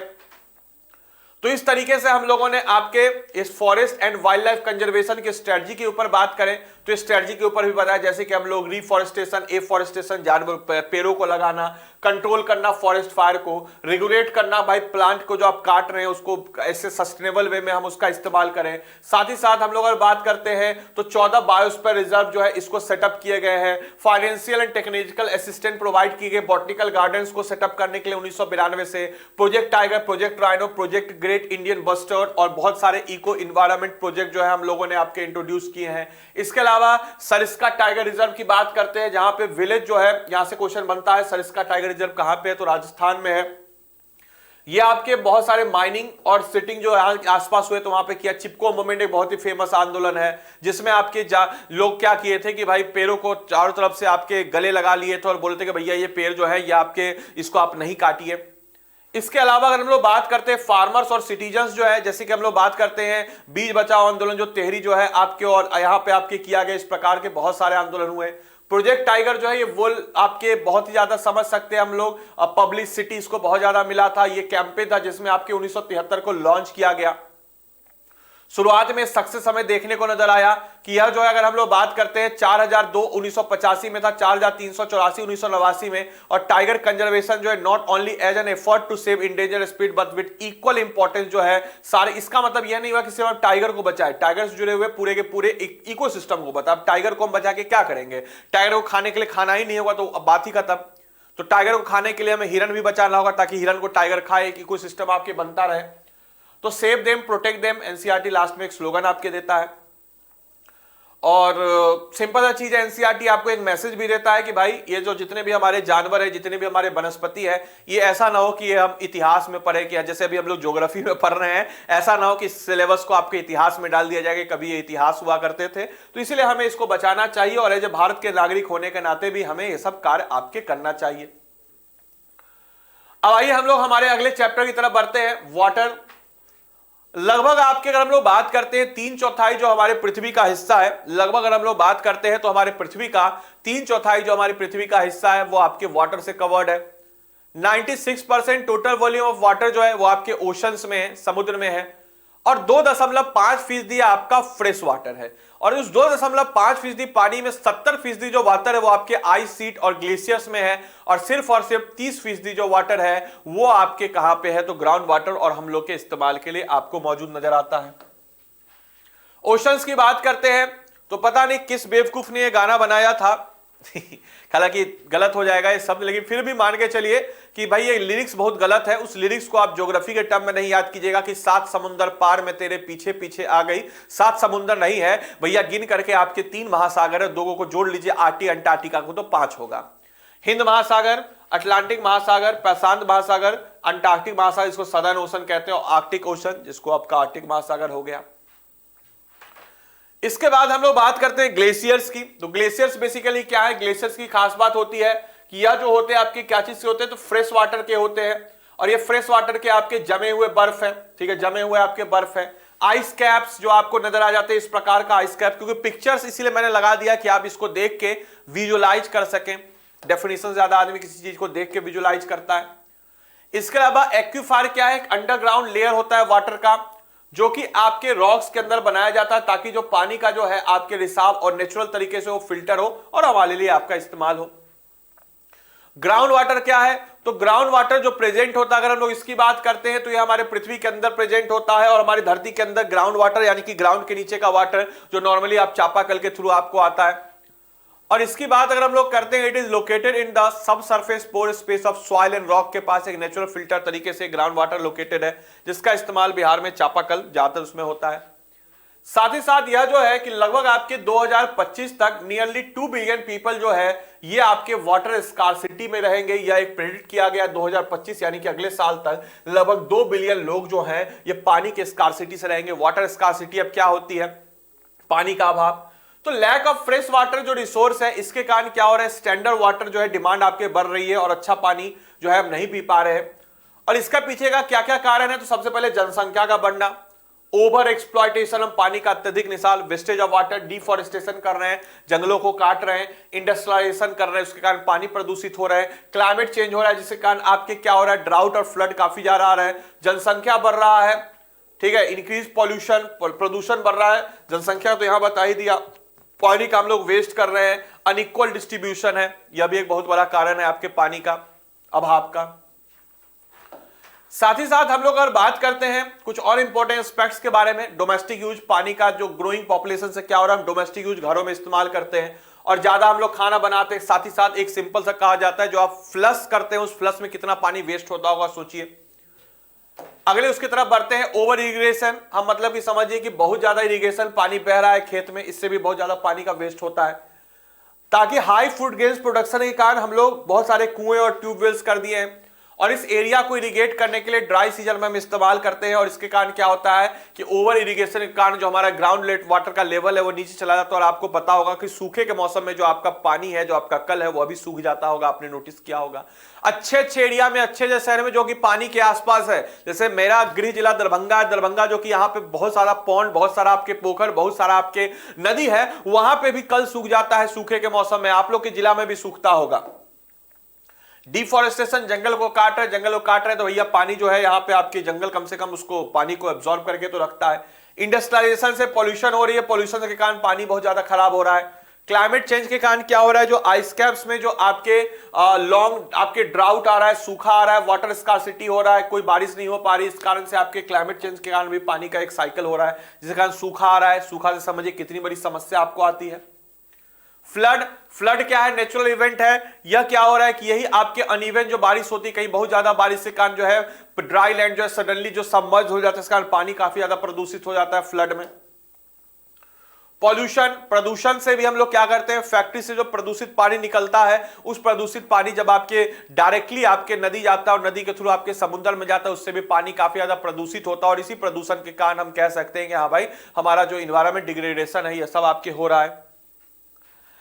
साथ ही साथ हम लोग अगर बात करते हैं तो भाई ये जैसे कि रिलीजियस पॉइंट ऑफ व्यू से भी हम नदी को नहाते, नदी को मां मानते हैं, गंगा मैया कहते हैं, यमुना मैया कहते हैं, लेकिन हम उसको कितना प्रदूषित करते हैं आपको भी पता होगा। जब पता है गंगा नदी में साबुन नहीं लगाना है, फिर भी कई लोग आपको मिल जाएंगे, जाइएगा घाट पे तो साबुन लगाते हुए गंगा नदी में कपड़ा धोते हुए नजर आ जाएंगे। पन्नी, प्लास्टिक, पूजा का सामग्री सब हम फेंक देते हैं उसमें, अगरबत्ती का पूरा सामग्री जितना सब फेंक देते। तो इस प्रकार से भी हमारा नदी जो है प्रदूषित हो रही है और यह एक बहुत बड़ा कंसर्न है।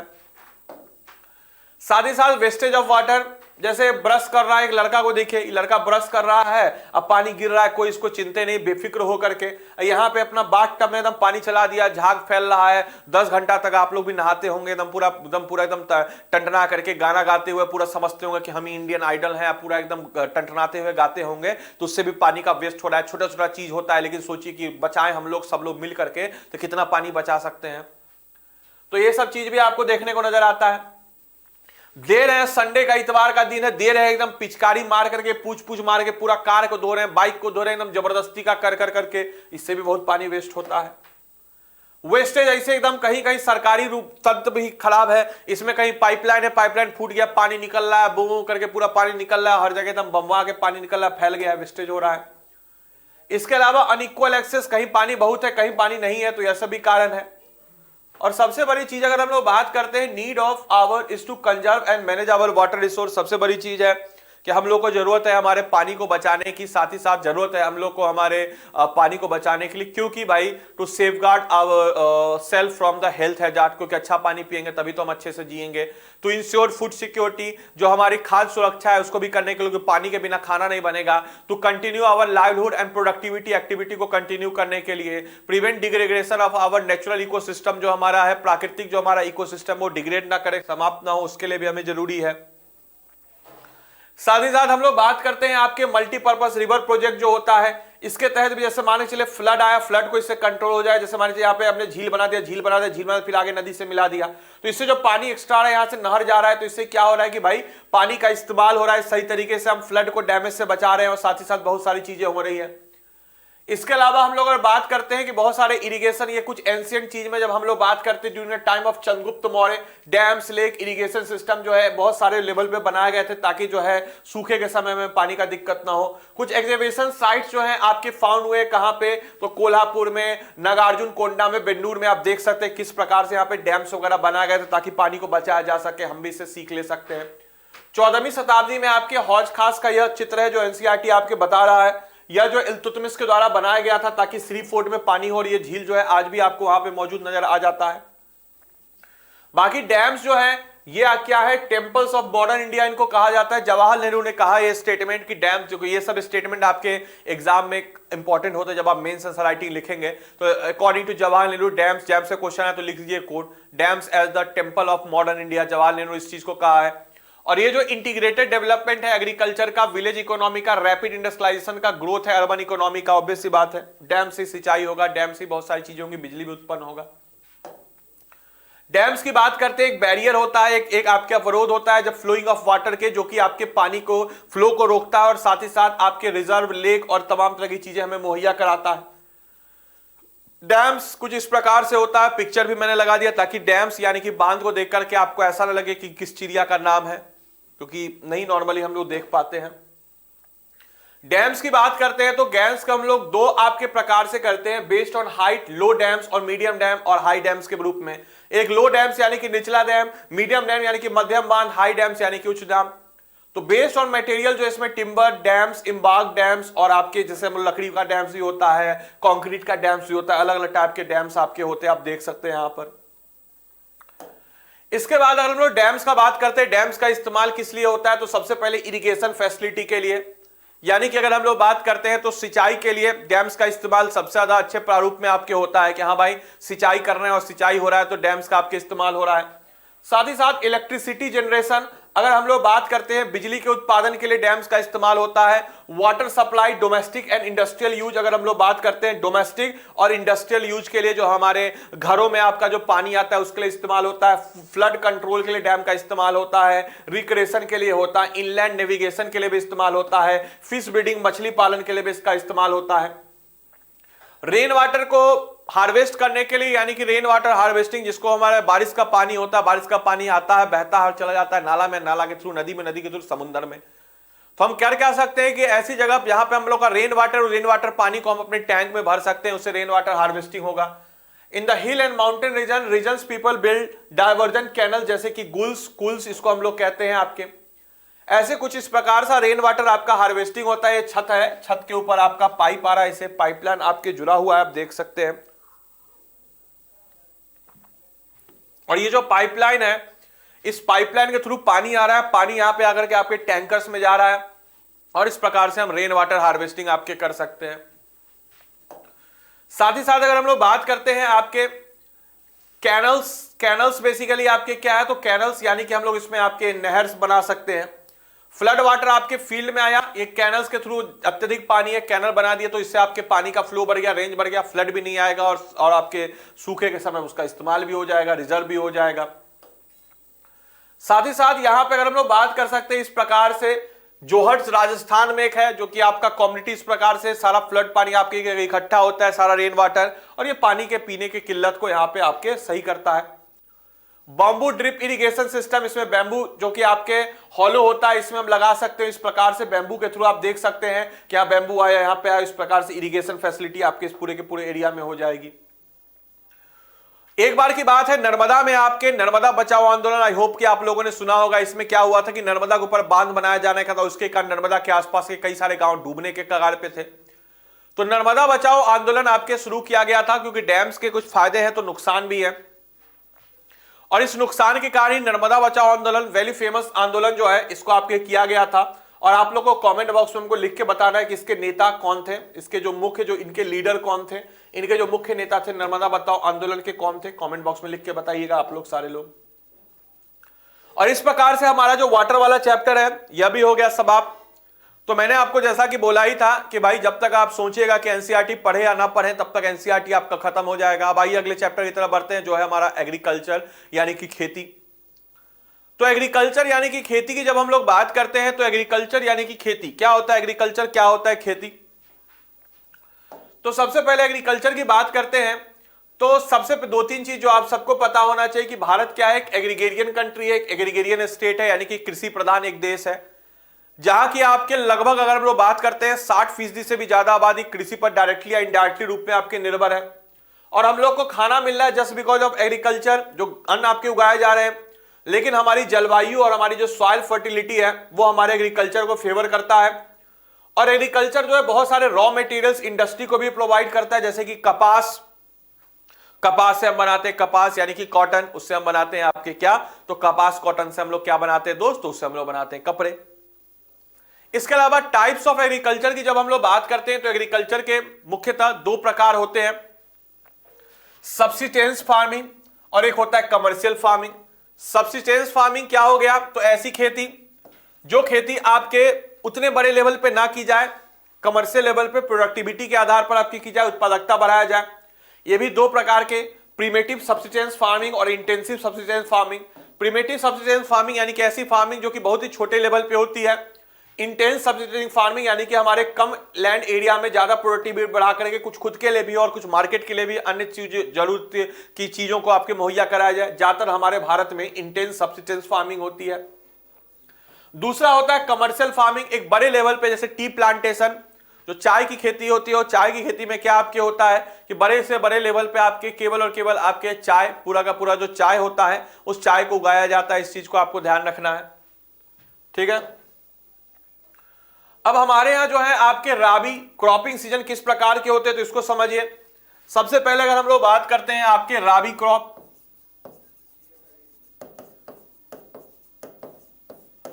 दूसरी बात हम लोग अगर बात करते हैं, दूसरा सीजन होता है जिसको हम लोग कहते हैं खारिफ क्रॉप। तीसरा आपका होता है जैद। राबी, खारिफ और जैद तीन प्रकार के आपके फसल होते हैं। राबी क्रॉप को हम लोग क्या कहते हैं?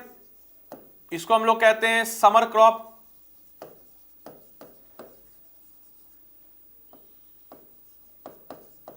शीत फसल। खारिफ फसल को हम लोग क्या कहते हैं? मॉनसून क्रॉप, मॉनसूनी फसल। और जैद क्रॉप को हम लोग क्या कहते हैं? Summer crop.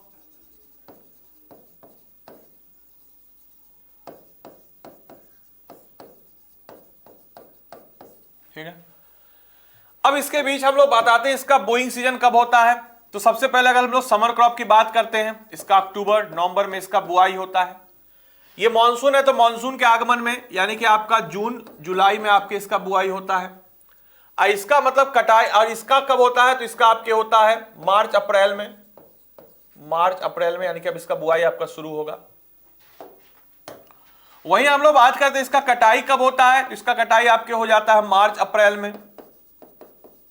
इसका कटाई कब होता है? तो अक्टूबर में। इसका कटाई कब हो जाता है? तो जून तक में। राबी क्रॉप का बेस्ट एग्जांपल गेहूं, वीट, बार्ली। इसका बेस्ट एग्जांपल राइस, चावल, मक्का। और जैद क्रॉप ये इसका हो गया वाटरमेलन, तरबूज जिसको हम लोग कहते हैं, खरबूज। ऐसे तमाम तरह की चीजें आपको यहां पे नजर आ जाती है। ठीक है, तो ये सब क्या है? इसका आपके एग्जांपल है। राबी क्रॉप जो है विंटर में अक्टूबर से दिसंबर के बीच में आपके बुआई होती है। हार्वेस्ट आपके अप्रैल के बीच में आपके होती है। इसमें आपको कम टेम्परेचर, कम तापमान चाहिए। और ये नॉर्थ और north western part of India में ग्रोन होती है। वीट, बार्ली, मटर, सरसों, ये सब इसके एग्जाम्पल हैं। खारिफ क्रॉप है, मानसून के आने पर जून जुलाई में आपके इसका हार्वेस्टिंग होता है और सितंबर अक्टूबर में इसकी कटाई होती है। हमारे बिहार में इसके बाद छठ पूजा भी मनाई जाती है इसकी कटाई के बाद, जिसको कार्तिक छठ कहते हैं। और राबी फसल की कटाई के बाद आपके मनाई जाती है चैती छठ पूजा। इसके लिए हाई टेम्परेचर, हाई रेनफॉल तो ऑब्वियस सी बात है इसमें बिल्कुल परफेक्ट होता है। बारिश भी बहुत ज्यादा होती है और साथ ही साथ तापमान भी बहुत ज्यादा होता है। साथ ही साथ मेजर क्रॉप राइस, ज्वार, बाजरा, जूट, तमाम तरह की चीजें आपको नजर आती है। लगभग पूरे के पूरे देश भर में उगाई जाती है। असम, बंगाल, उड़ीसा, ये सब में आपके खासकर ये सारी चीजें आपको नजर आ जाती है। जैद क्रॉप की बात अगर हम लोग करते हैं तो ये राबी और खारिफ के बीच में उगाई जाती है और शॉर्ट सीजन क्रॉप है जिसमें आपके लेस वाटर चाहिए। इंपॉर्टेंट क्रॉप्स ग्रोन इस सीजन में वाटरमेलन यानी कि तरबूज, खरबूज, कुकुम्बर, खीरा, सब्जी और फोडर क्रॉप जो ये सब आपके उगाए जाते हैं। वहीं आपके कुछ जो आपके खेत है इसके बारे में आपको बताया गया है। वहीं अगर हम लोग बात करते हैं कुछ जो आपके हैं इनके बारे में आपको यहां पे बताया गया है। सबसे पहले अगर हम लोग बात करते हैं राइस, चावल के बारे में, तो चावल के बारे में हम लोग बात करते हैं तो चावल क्या है कि स्टेबल फूड है हमारे इंडियंस का। खारिफ क्रॉप 25 डिग्री सेल्सियस लगभग टेम्परेचर, बारिश 100 सेंटीमीटर, और इन द एरिया जहां पे लेस रेनफॉल है वहां पे इरिगेशन के थ्रू इसको उगाया जाता है। नॉर्थ और नॉर्थ ईस्टर्न इंडिया में, कोस्टल एरियाज में, Punjab, Haryana, Uttar Pradesh, all over country में उगाया जाता है। अगर हम लोग बात करते हैं हमारे चावल के मैप की, तो आप देख सकते हैं हमारे पूरे भारतवर्ष की बात अगर हम लोग करते हैं तो पूरे भारतवर्ष में सबसे ज्यादा चावल की खेती कहां होती है? तो याद रखिएगा सबसे ज्यादा चावल की खेती पूरे भारतवर्ष में आपके होती है बंगाल में।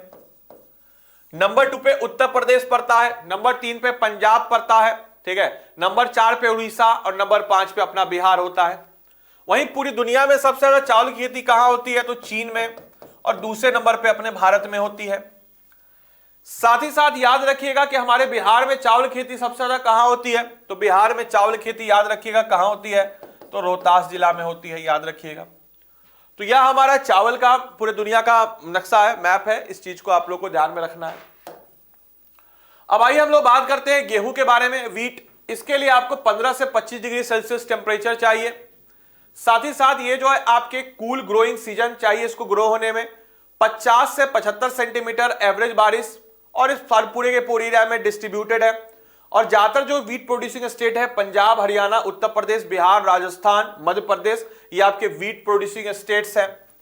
सबसे ज्यादा गेहूं की खेती कहां होती है? उत्तर प्रदेश में, ठीक है। प्रोडक्शन में, प्रोडक्टिविटी कहां? पंजाब। प्रोडक्शन और प्रोडक्टिविटी मतलब फर्क समझिएगा कि जैसे उत्तर प्रदेश के पास ज्यादा एरिया है तो नंबर में यहां पे ज्यादा है, लेकिन कम एरिया में ज्यादा अगर प्रोडक्टिविटी का कहीं हो रही है तो वो आपकी हो गई उत्पादकता। जैसे उत्पादन उत्पादकता में क्या फर्क है ये मान के चलिए, आपका जैसे दो लैंड है,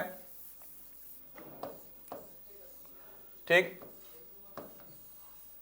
ये है आपके मान के चलिए कि 100 एकड़ का जमीन और ये है 50 एकड़ का जमीन, और इस 100 एकड़ के जमीन में आदमी मान के चलिए 100 केजी उगा रहा है चावल, और इस 50 एकड़ में आदमी 90 केजी उगा रहा है। कैसे देखा जाए, प्रोडक्शन यहां ज्यादा हो रहा है लेकिन 50 एकड़ में ही 90 केजी उगा रहा है, इसको कहते हैं हम लोग प्रोडक्टिविटी।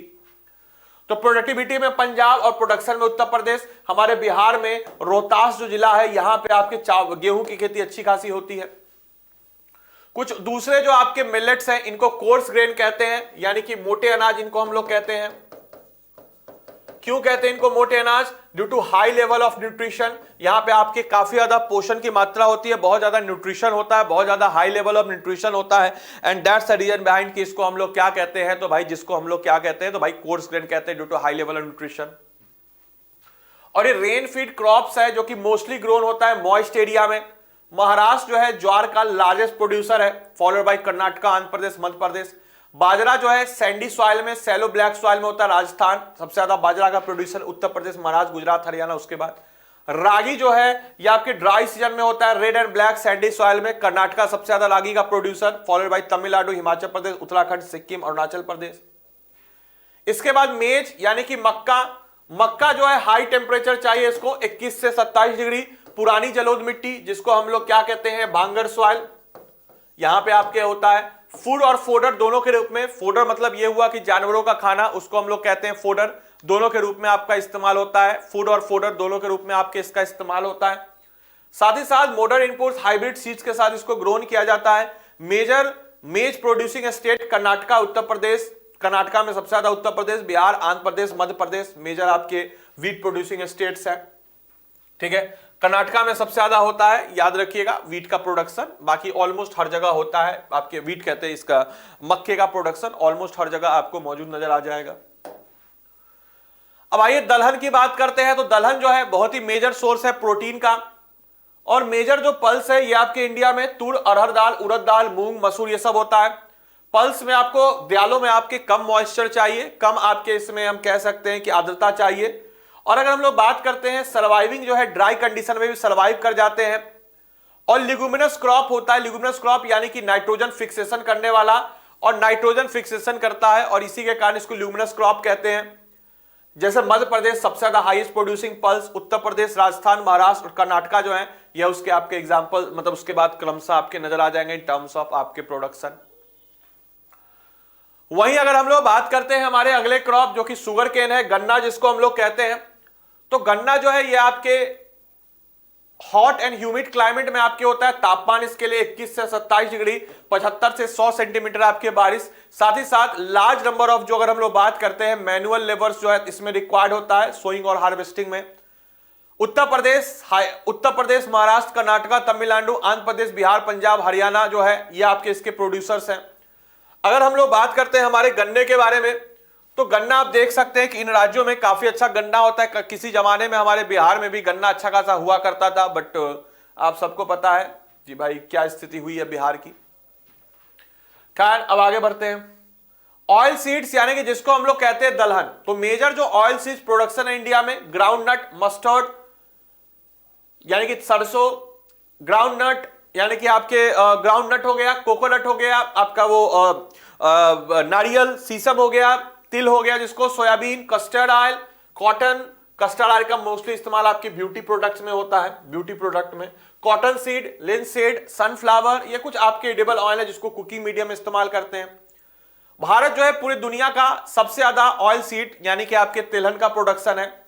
ग्राउंड नट खारिफ क्रॉप है और ये आपके half of the major oil seed produce करता है हमारे इंडिया में। सीसम भी आपके खारिफ क्रॉप है। नॉर्थ और राबी क्रॉप साउथ में, या नॉर्थ इंडिया आपके नॉर्थ में होता है, खारिफ क्रॉप में नॉर्थ में, और साउथ में, साउथ इंडिया में होता है राबी क्रॉप में। कैस्टर सीड जो है राबी खारिफ दोनों में होता है, और ये कैस्टर सीड जो है ब्यूटी प्रोडक्ट के लिए इस्तेमाल होता है। आंध्र प्रदेश का large producer of groundnut, followed by Tamil Nadu, Karnataka, Gujarat and आपके महाराष्ट्र। वहीं अगर हम लोग बात करते हैं चाय के बारे में, तो चाय के बारे में याद रखिएगा, जो चाय है आपका, ये बहुत ही इंपॉर्टेंट आपका क्रॉप है, इंपॉर्टेंट बिवरेज क्रॉप है, जो कि ड्रिंकिंग पर्पस के लिए इस्तेमाल होता है। चाय कहा जाता है ना, चाय, कोई भी कहीं भी घर जाइए तो सबसे पहले आपको क्या पूछा जाएगा, चाय भाई पी लो। तो ये जो आपका चाय है, ये चाय बहुत ही इंपॉर्टेंट चीज है। तो ये क्या है, इंपॉर्टेंट बिवरेज क्रॉप है ड्रिंकिंग पर्पस के लिए। Hilly areas, well drained soil और rich in humus and organic matter में काफी बेहतर होता है। वार्म मॉइस्ट फ्री क्लाइमेट चाहिए, यूनिफॉर्म डिस्ट्रीब्यूटेड रेनफॉल चाहिए सालों भर। और ये जो है major tea producing Assam, Darjeeling का हिल्स, जलपाईगुड़ी डिस्ट्रिक्ट, पश्चिम बंगाल का, तमिलनाडु, केरला, हिमाचल प्रदेश, उत्तराखंड, मेघालय, आंध्र प्रदेश, इन सब जगहों पे भी टी प्रोड्यूसिंग स्टेट है। अगर हम लोग बात करते हैं हमारे भारत के टी प्रोड्यूसिंग स्टेट्स की, तो यह कुछ आपके स्टेट्स है जहां पे अच्छे खासे आपके टी प्रोड्यूसिंग आपको नजर आ जाते हैं। वहीं अगर हम लोग बात करते हैं भाई कॉफी की, तो कॉफी की बात अगर हम लोग करते हैं तो कॉफी बेसिकली क्या है, तो प्रोडक्शन जो है हमारे कॉफी का, ये आपके नीलगिरी जो साउथ इंडिया में है, बारबेक्यू कॉफी जो होता है यहां पे होता है, हॉट क्लाइमेट इसको चाहिए। अराबिका कॉफी जो है, अराबिका कॉफी का काफी अच्छा वैरायटी यहां पे आपको नजर आ जाता है, और ये यमन से यहां पे लाया गया था सबसे पहले, और यहां पे आपकी बहुत अच्छी वैरायटी होती है। कर्नाटका जो है लीडिंग प्रोड्यूसर है, तमिलनाडु और केरला के बाद। कॉफी प्रोड्यूसिंग जो है हमारे दक्षिण भारत के आपके राज्य जो है, ये आपके कॉफी प्रोड्यूसिंग काफी अच्छे। कर्नाटका का आपका arabica coffee, it is highly आपके डिमांड होता है इसका इंटरनेशनल मार्केट में। नाउ नेक्स्ट इज आपका हॉर्टिकल्चर। हॉर्टिकल्चर क्या होता है, art of growing fruit and vegetable. जो हम लोग फ्रूट्स यानी कि आपके फल और वेजिटेबल्स को ग्रोन करते हैं उसको हम लोग कहते हैं हॉर्टिकल्चर। हॉर्टिकल्चर जो है, इंडिया जो है लार्जेस्ट प्रोड्यूसर है फ्रूट और वेजिटेबल का पूरी दुनिया में। मैंगोज महाराष्ट्र का, आंध्र प्रदेश, उत्तर प्रदेश, बंगाल, ऑरेंज नागपुर मेघालय का, बनारस केला मिजोरम महाराष्ट्र तमिलनाडु, लीची गुआवा उत्तर प्रदेश बिहार का, पाइनएप्पल मेघालय का, अंगूर आंध्र प्रदेश का, महाराष्ट्र का, सेब आपके कहां का, सेब वॉलनट जो है जम्मू और कश्मीर का, हिमाचल प्रदेश का। बहुत ज्यादा दुनिया भर में डिमांड है, और पूरी दुनिया का 13% जो है वेजिटेबल्स हमारे यहाँ होता है। इंपॉर्टेंट प्रोड्यूसर हम लोग पी का, कॉलीफ्लावर यानी कि गोभी का फूल, मटर, प्याज, कैबेज, बंदा गोभी, टमाटर, आलू, बैगन, इस सब का बहुत अच्छा हम लोग इंपॉर्टेंट प्रोड्यूसर है। बाकी आइए कैश क्रॉप्स और कुछ कैश क्रॉप की बात करते हैं। रबर, रबर क्या है, कैश क्रॉप है जो कि खाने के काम नहीं आता है, बट हाँ for industrial use is very important. ये जो है आपके ट्रॉपिकल सब ट्रॉपिकल एरिया दोनों में आपके ग्रो होता है, और इसका लगभग 25 डिग्री सेल्सियस आपके इसमें तापमान चाहिए, इस चीज को आपको ध्यान रखना है। साथ ही साथ रेनफॉल जो है 200 सेंटीमीटर से ज्यादा, मॉइस्ट ह्यूमिड क्लाइमेट, और केरल, तमिलनाडु, कर्नाटका, आंध्र प्रदेश, अंडमान निकोबार, गैरो हिल्स, मेघालय, इन सब जगहों पे जहां अच्छी खासी बारिश लगभग 200 सेंटीमीटर की, वहां ग्रो होगा। और ये टायर इंडस्ट्री में इसका काफी ज्यादा काम होता है। दुनिया, अगर भारत की बात हम लोग करते हैं, अंडमान निकोबार और ये जो एरिया जहां पे आपकी अच्छी खासी बारिश होती है, जहां पे लगभग 200 सेंटीमीटर के आसपास बारिश हो, मेघालय में भी अच्छी बारिश होती है, तो इसलिए यहां पे भी आपकी ग्रोन होता है। फाइबर क्रॉप यानी कि हमारे रेशे वाले क्रॉप, जिससे हम लोग कपड़े का इस्तेमाल करते हैं, कॉटन, और सबसे बड़ी चीज है आपके जूट। तो कॉटन जो है, कॉटन के ग्रो होने के लिए 25 डिग्री सेल्सियस तापमान और लाइट रेनफॉल, हल्की बारिश, और 210 फ्रॉस्ट फ्री डे आपके चाहिए, और ब्राइट सनशाइन इसके लिए परफेक्ट होता है ग्रोन के लिए। ये ब्लैक कॉटन सॉइल, जिसको हम लोग रेगुड़ सॉइल भी कहते हैं, जिसको काली मिट्टी को रेगुड़ सॉइल भी कहते हैं, दक्कन के पठार, महाराष्ट्र, गुजरात, मध्य प्रदेश, कर्नाटका, आंध्र प्रदेश, तमिलनाडु, पंजाब, हरियाणा, उत्तर प्रदेश, इन सब जगहों पे काफी बड़ी संख्या में ग्रोन किए जाते हैं। और ये खरीफ क्रॉप है जो कि 6 से 8 महीने चाहिए इसको आपके मैच्योर होने के लिए। अगर हम लोग बात करते हैं जहां पे काली मिट्टी होगी वहां पे आपके कॉटन होगा। आप देख सकते हैं इस पूरे के पूरे क्षेत्र में, पंजाब हरियाणा के भी कुछ एरिया में इसको उगाया जाता है, तमिलनाडु में भी उगाया जाता है। तो एक ऐसा एरिया जहां पे आपके कॉटन उगाया जाता है।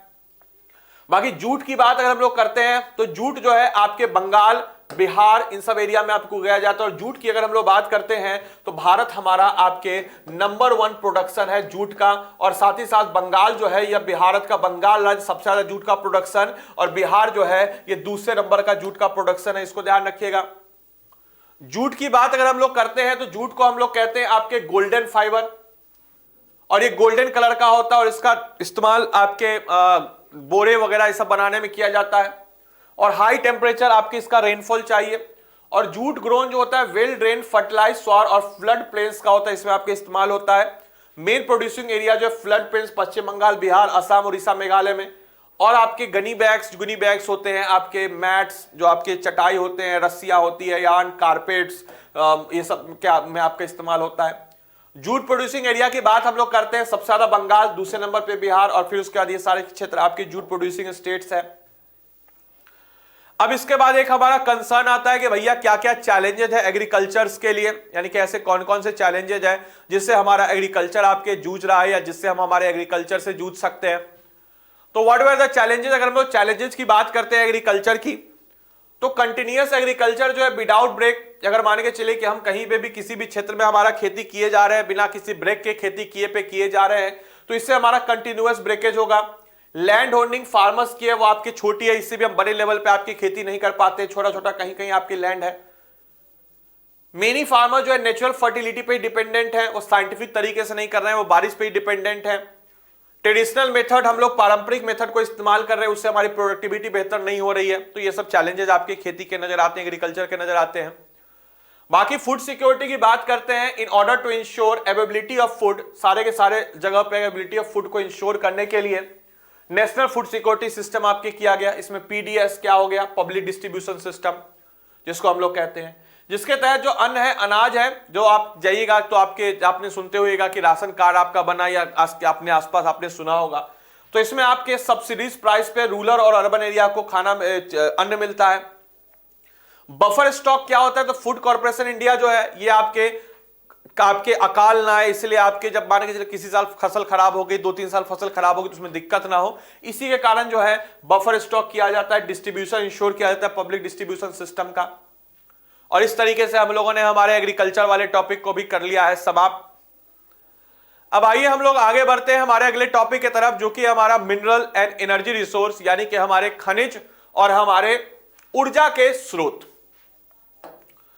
सबसे पहले अगर हम लोग बात करते हैं कि आपको यह जान करके आश्चर्य होगा कि आप जब सुबह सुबह उठते हैं तो सबसे पहले क्या करते हैं, ब्रश, मुझे पता है टॉयलेट जाते हैं, बट ब्रश करते हैं ना, तो आप ब्रश करते हैं तो आपको यह जानकर के आश्चर्य होगा शायद, बट यह सच है कि आप अपने दिन की शुरुआत silica, limestone, aluminium oxide, fluoride, titanium oxide, mica, petroleum, ऐसे तरह के मिनरल्स के साथ करते हो। आपको जानकर के आश्चर्य होगा, बट इट इज ट्रू। जो आप टूथपेस्ट अपने ब्रश पे लगाते हैं, जो ब्रश पे आप टूथपेस्ट लगाते हैं, इस ब्रश पे टूथपेस्ट लगाने के क्रम में आप इन सारे मिनरल्स के, इन सारे आपके जो खनिज हैं, इन सारे के सारे खनिजों का इस्तेमाल करते हैं। तो हम लोग हमारे दिन की शुरुआत इन सारे मिनरल्स के साथ करते हैं, और इन सारे मिनरल्स के साथ अपने दिन की शुरुआत करते हैं। मिनरल्स होता क्या है, तो homogeneous naturally occurring substance which is definable internal structure, जिसका एक अपना इंडिविजुअल स्ट्रक्चर होता है, वो आपके मिनरल हो गया। एग्जांपल लोहा, डायमंड, हीरा, कोयला, पेट्रोलियम, गोल्ड, लाइमस्टोन, कॉपर, ठीक है, ये आपके खनिज हो गए। खनिज हर एक वो चीज। हाउ आर मिनरल क्लासिफाइड, तो मिनरल्स को हम लोग कैसे क्लासिफाइड करते हैं, कलर के हार्डनिंग पे, कलर यानी कि रंग पे, हार्डनेस पे, उसकी कठोरता पे, उसके फॉर्म पे, उसकी घनत्व पे, उसके लस्चरनेस पे। तो सबसे पहले क्लासिफिकेशन ऑफ मिनरल्स की बात हम लोग करते हैं, तो मिनरल्स को हम 3 कैटेगरी में बांटते हैं। सबसे पहले मेटालिक, दूसरा नॉन मेटालिक, तीसरा आपके एनर्जी मिनरल। तो मेटालिक यानी कि मेटालिक में भी हम इसको 2 कैटेगरी में बांटते हैं, 3 कैटेगरी में। एक हो गया आपका फेरस, फेरस यानी कि लोहा, फेरस एक लैटिन शब्द है जिसका मतलब होता है लोहा। इसमें आपके जैसे आयरन से रिलेटेड है, आयरन, मैग्नीशियम, निकल, ये सब जो लोहा से जिसमें आयरन की मात्रा होती है उसको लोहा। एक होता है नॉन फेरस जिसमें आपके लोहा नहीं होता, जैसे कॉपर, लीड, टिन, बॉक्साइट। और एक होता है प्रीसियस यानी कि महंगे, जैसे सोना, चांदी, प्लेटिनम, ये सब हो गया प्रीसियस। एक हो गया नॉन मेटालिक यानी कि अधातु, ये हो गया धातु, और ये हो गया आपके अधातु, जैसे mica, salt, potash, limestone, sandstone, marble, ये सभी जरूरी है, संगमरमर जिसको करते हैं। और एक तीसरा कैटेगरी है हमारा एनर्जी मिनरल यानी कि जो ऊर्जा जिससे हमें मिलता है, जैसे कोयला, पेट्रोलियम, नेचुरल गैस, इससे क्या हमारे मिल रहा है, एनर्जी। ऑकर्नेस ऑफ मिनरल्स की जब हम लोग बात करते हैं तो when is loaded in igneous and metamorphic rocks में आपको नजर आते हैं, सेडिमेंट्री रॉक्स में भी नजर आते हैं, रेसिडुअल मास जो वेदरिंग इसके ऊपर होता है, एलुवियल डिपॉजिट होता है, ओशन वाटर डिपॉजिट होता है, इन सब जगहों पे आपके मिनरल्स आपको मिल जाते हैं आपके खदानों में। जैसे कि कुछ ऐसे मिनरल्स होते हैं जहां पे, जैसे हमारे हमने यहाँ पे मिनरल का खनन किया, पत्थर लिया, जैसे पत्थर लिया, जैसे मिनरल जहां से हमें मिलते होता है ओर, उस ओर को हम क्या करते हैं, जो हमारे मिनरल्स होते हैं ओर में मिले, ओर यानी कि पत्थर के साथ मिनरल मिक्स, फिर उस पत्थर को हमने किया, उसमें पिघला, पिघालने का उसमें से मिनरल निकाला, मिनरल का इस्तेमाल किया। क्वायरिंग ऑफ स्टोन, स्टोन्स को काट करके अंडरग्राउंड माइनिंग किया तो वहां से हमें मिनरल मिला। और मेजर मिनरल्स अगर हम लोग इंडिया की बात करते हैं, इंडिया में मेटेलिक मिनरल जैसे कि आयरन ओर, लोहे के अस्क, लॉयस्क, मैग्नीज, कॉपर, बॉक्साइट नजर आ जाएगा। नॉन मेटेलिक मिनरल्स की बात करते हैं तो माइका, लाइमस्टोन, यह सब आपको नजर आ जाता है। अगर हम लोग स्टेज वाइज प्रोडक्शन हम लोग बात करते हैं मिनरल्स की, तो हमारे एनसीईआरटी में दिया है सबसे ज्यादा मिनरल जो प्रोड्यूसिंग है, प्रोड्यूसिंग की बात कर रहे हैं, रिजर्व की बात नहीं कर रहे। अगर हम लोग प्रोड्यूसिंग की बात करते हैं, रिजर्व अलग हो गया, रिजर्व यानी कि किसके पास कितना भंडार है, लेकिन अगर हम लोग बात करते हैं प्रोड्यूसिंग की, तो उड़ीसा सबसे ज्यादा प्रोडक्शन करता है, झारखंड 11%, कर्नाटका 14, छत्तीसगढ़ 16 और अदर्स में आपके 7। आयरन बेल्ट जो हमारे इंडिया के हैं, आप देख सकते हैं यहां पे उड़ीसा झारखंड बेल्ट बहुत जबरदस्त, दुर्ग बस्तर आपके बेल्ट, ये आपके बेल्ली चित्रकूट, आपके चित्रदुर्गा बेल्ट, ये आपके महाराष्ट्र गोवा बेल्ट, उड़ीसा झारखंड बेल्ट, दुर्ग बस्तर आपके चंद्रपुर बेल्ट, बेल्लारी चित्रगुप्त आपके तमिलनाडु बेल्ट आपको नजर आ जाएगा। इसके बाद जो अगर हम लोग बात करते हैं, इसके बाद अगर हम लोग बात करते हैं आपके मैग्नीज और बॉक्साइट के बारे में, तो मैग्नीज हमारा क्या है, मैग्नीज की बात अगर हम लोग करते हैं तो मैग्नीज में एनसीईआरटी में साफ साफ बताया गया, एनसीईआरटी से लिया गया इमेज है, आप देख भी सकते हैं एनसीईआरटी से लिया गया इमेज है। इसमें आप साफ साफ यहां पे देख सकते हैं कि मैग्नीज का सबसे ज्यादा प्रोडक्शन मध्य प्रदेश, महाराष्ट्र और उड़ीसा, इन तीनों को मिला दिया तो लगभग आपके 75% मैग्नीज यहीं से प्रोड्यूस होता है। इसके बाद अगर हम लोग बात करते हैं बॉक्साइट उड़ीसा 49%, देन उसके बाद गुजरात 24%, इस प्रकार से हमारे बॉक्साइट्स का एनसीईआरटी में दिया गया है। मैग्नीज क्या है, एक फेरस मिनरल है, यानी कि लौह एस इसमें नजर आएगा, ये नॉन फेरस है। ये मैन्युफैक्चरिंग स्टील में इस्तेमाल होता है, ये एल्युमिनियम बनाने में बॉक्साइट इस्तेमाल होता है, दोनों बहुत इंपॉर्टेंट है। मैग्नीज का इस्तेमाल स्टील में, बॉक्साइट का इस्तेमाल एल्युमिनियम में। ये आपके ब्लीचिंग पाउडर, इंसेक्टिसाइड्स, पेंट्स में इस्तेमाल होता है। इसका इस्तेमाल strong oil, extremely light and good आपके कंडक्टिविटी, ग्रेट मेटेबिलिटी के कारण इस्तेमाल होता है उसमें। माइका की बात करते हैं तो मिनरल जो है प्लेट्स और लीव से बनता है, एक्सीलेंट डाई इलेक्ट्रिक इसमें स्ट्रेंथ होता है, लो पावर लॉस होता है और रेसिस्टेंस जो हाई वोल्टेज होता है इलेक्ट्रिक और इलेक्ट्रॉनिक इंडस्ट्री में इस्तेमाल होता है माइका का।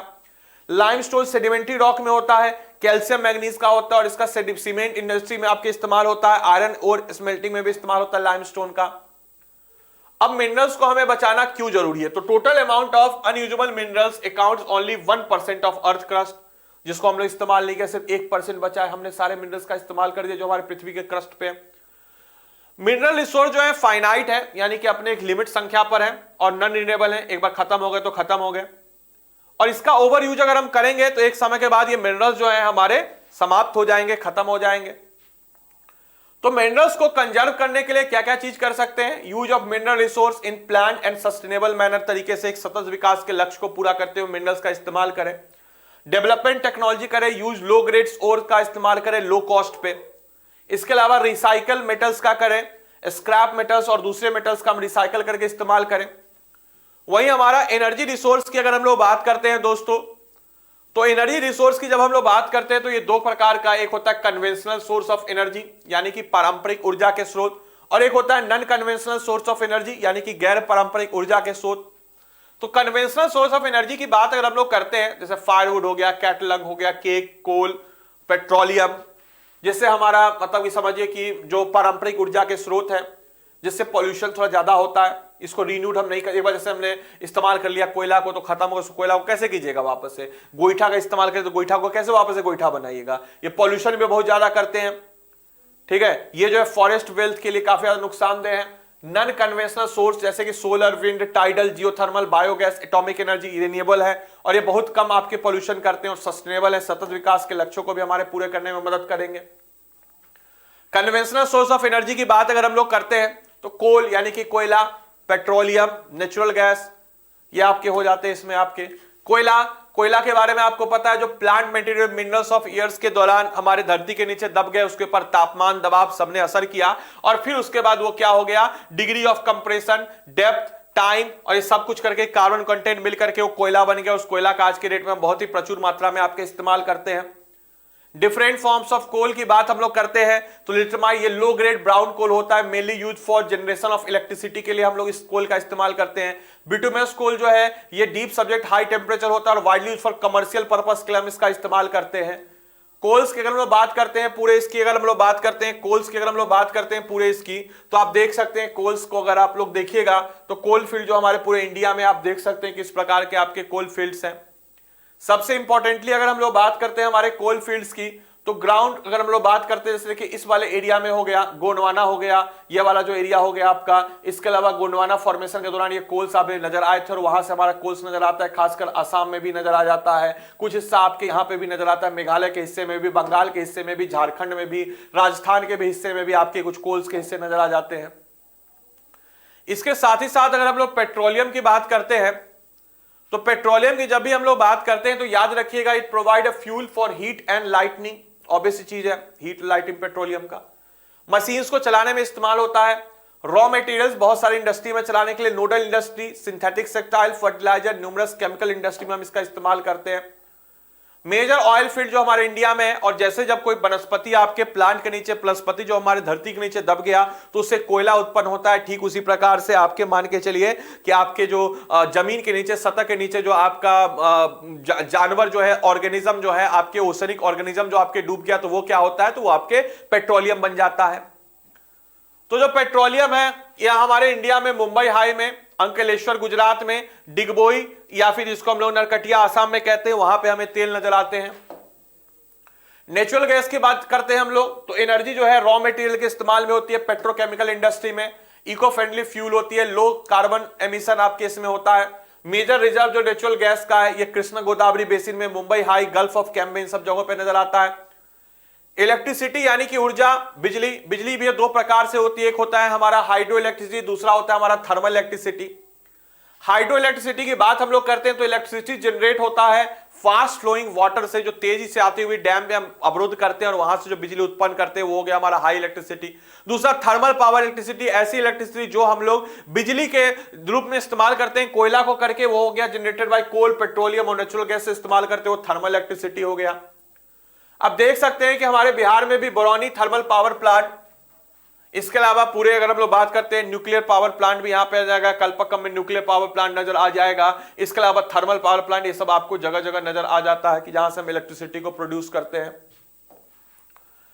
इसके अलावा अगर हम लोग बात करते हैं हमारे पूरे भारतवर्ष के, अगर हम लोग बात करते हैं हमारे पूरे भारतवर्ष में न्यूक्लियर पावर स्टेशन की अगर हम लोग बात करें दोस्तों, तो न्यूक्लियर पावर स्टेशन आप देख सकते हैं कि न्यूक्लियर पावर स्टेशन आपके कुद्रेमुल न्यूक्लियर पावर स्टेशन आपको तमिलनाडु में नजर आ जाता है। वहीं अगर हम लोग बात करते हैं Madras atomic power station Madras में, इसके अलावा कायगा जनरेटिंग स्टेशन आपके कर्नाटका में, तारापुर एटॉमिक स्टेशन आपके महाराष्ट्र, इसके अलावा आपके करगप एटॉमिक स्टेशन आपके गुजरात में, साथ ही साथ राजस्थान एटॉमिक पावर स्टेशन यहाँ पे, और आपके Narora atomic power station Uttar Pradesh, ये कुछ पावर स्टेशन है जो कि आपको यहाँ पे मौजूद नजर आ जाते हैं।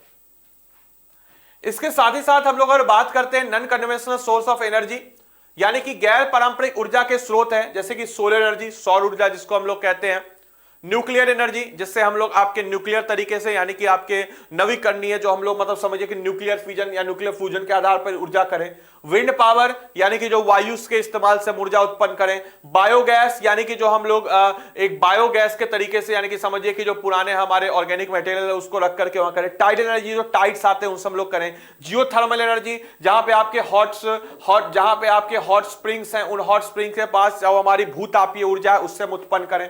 तो ये सब हमारे non conventional source of energy कहलाते हैं। सोलर एनर्जी जो ट्रॉपिकल हमारा देश है उस कटिबंधीय क्षेत्र है जहां पे सूर्य की रोशनी काफी ज्यादा आती है, और फोटोवोल्टेइक टेक्नोलॉजी कन्वर्जन से हम यहां पे सोलर प्लेट्स को लगा करके काफी बेहतर तरीके से सौर ऊर्जा का इस्तेमाल कर सकते हैं और हमारी जरूरतों को पूरी अच्छे तरीके से पूरा कर सकते हैं। विंड पावर की बात करते हैं तो इंडिया जो है ग्रेट पोटेंशियल इंडिया के पास विंड पावर का, और लार्जेस्ट विंड फार्म क्लस्टर जो है तमिलनाडु में आपके लोकेटेड है, जहां से हम विंड का ये टरबाइन आपके घूमता है, इस टरबाइन से इलेक्ट्रिसिटी प्रोड्यूस होती है और इस इलेक्ट्रिसिटी से हम इस्तेमाल कर सकते हैं। बायोगैस जो है सर्व्स फार्म वेस्ट जो है, एनिमल वेस्ट जो है, जो आपके एनिमल का गोबर है या फिर आपके जो फार्म का वेस्ट है, उसको हम लोग क्या कर सकते हैं, बायोगैस कर सकते हैं। रूरल एरिया में गोबर गैस प्लांट जो है, कैटल डंग और प्रोड्यूसर बायोगैस कर सकते हैं। और it provide energy and improve the quality of जो हमारा है एनर्जी, उसको हम लोग कर सकते हैं प्रोड्यूस। इसके अलावा कन्वेंशनल एनर्जी रिसोर्स की बात करते हैं, कंजर्व करने की बहुत जरूरी है। तो एनर्जी को जो हमारा रीनेबल सोर्स ऑफ एनर्जी, अगर हम लोग बात करते हैं कि हम अगर energy renewable source of energy है, उसको हम लोग जो हमारा गैर पारंपरिक ऊर्जा के स्रोत है उसको हम इस्तेमाल करके हम हमारे एनर्जी को बचा सकते हैं। पब्लिक ट्रांसपोर्ट सिस्टम को इस्तेमाल करके इंडिविजुअल व्हीकल को इस्तेमाल नहीं कर सकते। इलेक्ट्रिसिटी को जब हम घर से निकले तो इलेक्ट्रिसिटी को बंद कर सकते हैं। पावर सेविंग डिवाइस कर सकते हैं। Non conventional source of energy को हम इस प्रकार से कर सकते हैं। और फिर इस तरीके से अगर हम लोग बात करते हैं तो भाई आपके कंटेम्पररी इंडिया के बारे में अगले टॉपिक में आपके बताया गया। आखिरी जो आपका टॉपिक है वो कंटेम्पररी इंडिया का। जैसे कि अगर आप सब लोग मॉल में जाते हैं, ठीक है, ये मॉल है जिसका नाम है आपके कलर बॉक्स मॉल। ये मॉल है कलर बॉक्स मॉल है, ठीक है। ये मॉल है आपका क्या, तो आपके कलर बॉक्स मॉल है। अब ये कलर बॉक्स मॉल में आप जाते हैं तो आप देखते होइएगा कि आपने इस चीज को नोटिस किया होगा कि आपको वहां पे बहुत सारी चीजें एक जगह नजर आ जाती है। ये नया चैप्टर है आप लोग का, आखिरी चैप्टर इस बार का, कंटेम्पररी इंडिया, हमारे भारत के जो चीजें चल रही है उसके ऊपर है। और इतने सारे रिसोर्स को आप देखते हैं और आपके माता पिता भी सोचते हैं पहले तो इतना सारा नहीं था, अब कहां से आ गया, कैसे आ गया। आप जाते हैं तो या फिर आप जब किसी शोरूम में गए, कपड़े के शोरूम में, तो जींस के बहुत सारे वेराइटी, कपड़े के बहुत सारे वेराइटी, यूटेंसिल बर्तन के बहुत सारे वेराइटी, बाहर निकलते तो दिए के भी बहुत सारे वेराइटी आपको नजर आते हैं। तो ये सब कुछ किस लिए हो पा रहा है, just because of that manufacturing industry के कारण हो पा रहा है। तो सिंपल सा चीज है, देखिए जैसे देखिए इसका जो एक प्रोसेस होता है, जैसे मान के चलिए कपास होगा, कपास यानी कि कॉटन, कॉटन स्पिनिंग हुआ, फिर वीविंग हुआ, फिर आपके आया कपड़ा बना, फिर उसके बाद यहां से आपका गारमेंट मैन्युफैक्चर हुआ और कपड़ा हमारे पास आ जाता है। तो ये जो प्रोसेस हो रहा है it is just because of that industry. ये इंडस्ट्री के कारण ये प्रोसेस आपके संभव है। सबसे पहले मैन्युफैक्चरिंग होता क्या है, तो production of a goods in large quantity, किसी भी सामान का एक बड़े लेवल पे उसका प्रोडक्शन करना, प्रोड्यूस करना, उत्पादन करना कच्चे मटेरियल से, जो कि उसको और ज्यादा वैल्यूएबल प्रोडक्ट में कन्वर्ट करता है, उसको हम लोग कहते हैं मैन्युफैक्चरिंग। जैसे कॉटन है, कॉटन आपको कैसे किलो, कॉटन अगर हम लोग 100 ग्राम कपास लेंगे तो कितना मिलेगा, मान के चलिए 200 रुपए का मिलेगा। आज 100 ग्राम कपास से आप एक पीटर इंग्लैंड का शर्ट खरीद लीजिए तो 3000 रुपए का हो जाएगा। तो मोर अवेलेबल प्रोडक्ट में इसको प्रोड्यूस करना, यही कहलाता है मैन्युफैक्चरिंग। इकोनॉमिक स्ट्रेंथ जो हमारी कंट्री की है या किसी भी कंट्री की जो इकोनॉमिक स्ट्रेंथ बैकबोन होती है वो उसकी इंडस्ट्री ही होती है। साथ ही साथ हम लोग यह भी बताते चले कि एग्रीकल्चर मैन्युफैक्चरिंग जो हमारा एग्रो बेस्ड इंडस्ट्री है वो बेहतर, क्योंकि हमारे एग्रीकेरियन स्टेट है, एग्रीकेरियन से एग्रीकल्चर से इंडस्ट्री डेवलप करना, it is a very high profile और यहीं से हम लोग इसको करते हैं डेवलप। ग्लोबलाइजेशन इंडस्ट्री में काफी ज्यादा इंपॉर्टेंट होता है। दुनिया भर में आपके ये इंडस्ट्री, इस इंडस्ट्री से ही हम आदान प्रदान एक वैश्वीकरण की तरफ बढ़ते हैं और इंडस्ट्री जो होता है किसी भी देश का एक बैकबोन होता है। इंडस्ट्री जो है ये मोर एफिशिएंट और कॉम्पिटिटिव होनी चाहिए और आवर मैन्युफैक्चरिंग गुड्स जो है ये आपके क्वालिटी को भी मैचअप करने चाहिए, तभी हम पूरी दुनिया से इंटरनेशनली हम लोग कंपीट कर पाएंगे। अगर हम लोग बात करते हैं हमारे भारतवर्ष की तो 27% इंडस्ट्री जो है जीडीपी है, जिसमें 17% जो है मैन्युफैक्चरिंग सेक्टर है जीडीपी का और 10% जो है माइनिंग, ये सबसे हम लोग का आता है। तो हमारे टोटल जीडीपी में जो हमारा सेकेंडरी सेक्टर है इंडस्ट्री, उसका 27% योगदान है। Lower in comparison to some east India company, अगर हम लोग लास्ट डिकेड ग्रोथ रेट की बात करते हो तो 7% का हम लोग पर एनम किए, अगले डिकेड में हमारा 12% का ग्रोथ है। 2003 के बाद हमने ग्रोथ रेट 9 से 10% पर एनम किया और एप्रोप्रिएट पॉलिसी इंटरवेंशन के साथ हम रिन्यूड कर सकते हैं, हमारे एफर्ट्स को और बेहतर कर सकते हैं। इसके साथ ही साथ एमएमसीसी को डेवलप किया गया ताकि हमारे जो ऑब्जेक्टिव है उसको बेहतर किया जाए। 2004 में कुछ हमारे प्रोग्राम्स जो एनसीईआरटी आपके बताता है, जिसमें दुनिया के जितने भी उद्योग हैं, जैसे रतन टाटा जी आपको यहां नजर आ रहे होंगे, इन सबको बुला करके मीटअप किया जाएगा कैसे हम लोग हमारे भारत के रिसोर्स संसाधन को बेहतर कर सकते हैं, हमारे उद्योग को और बेहतर कर सकते हैं।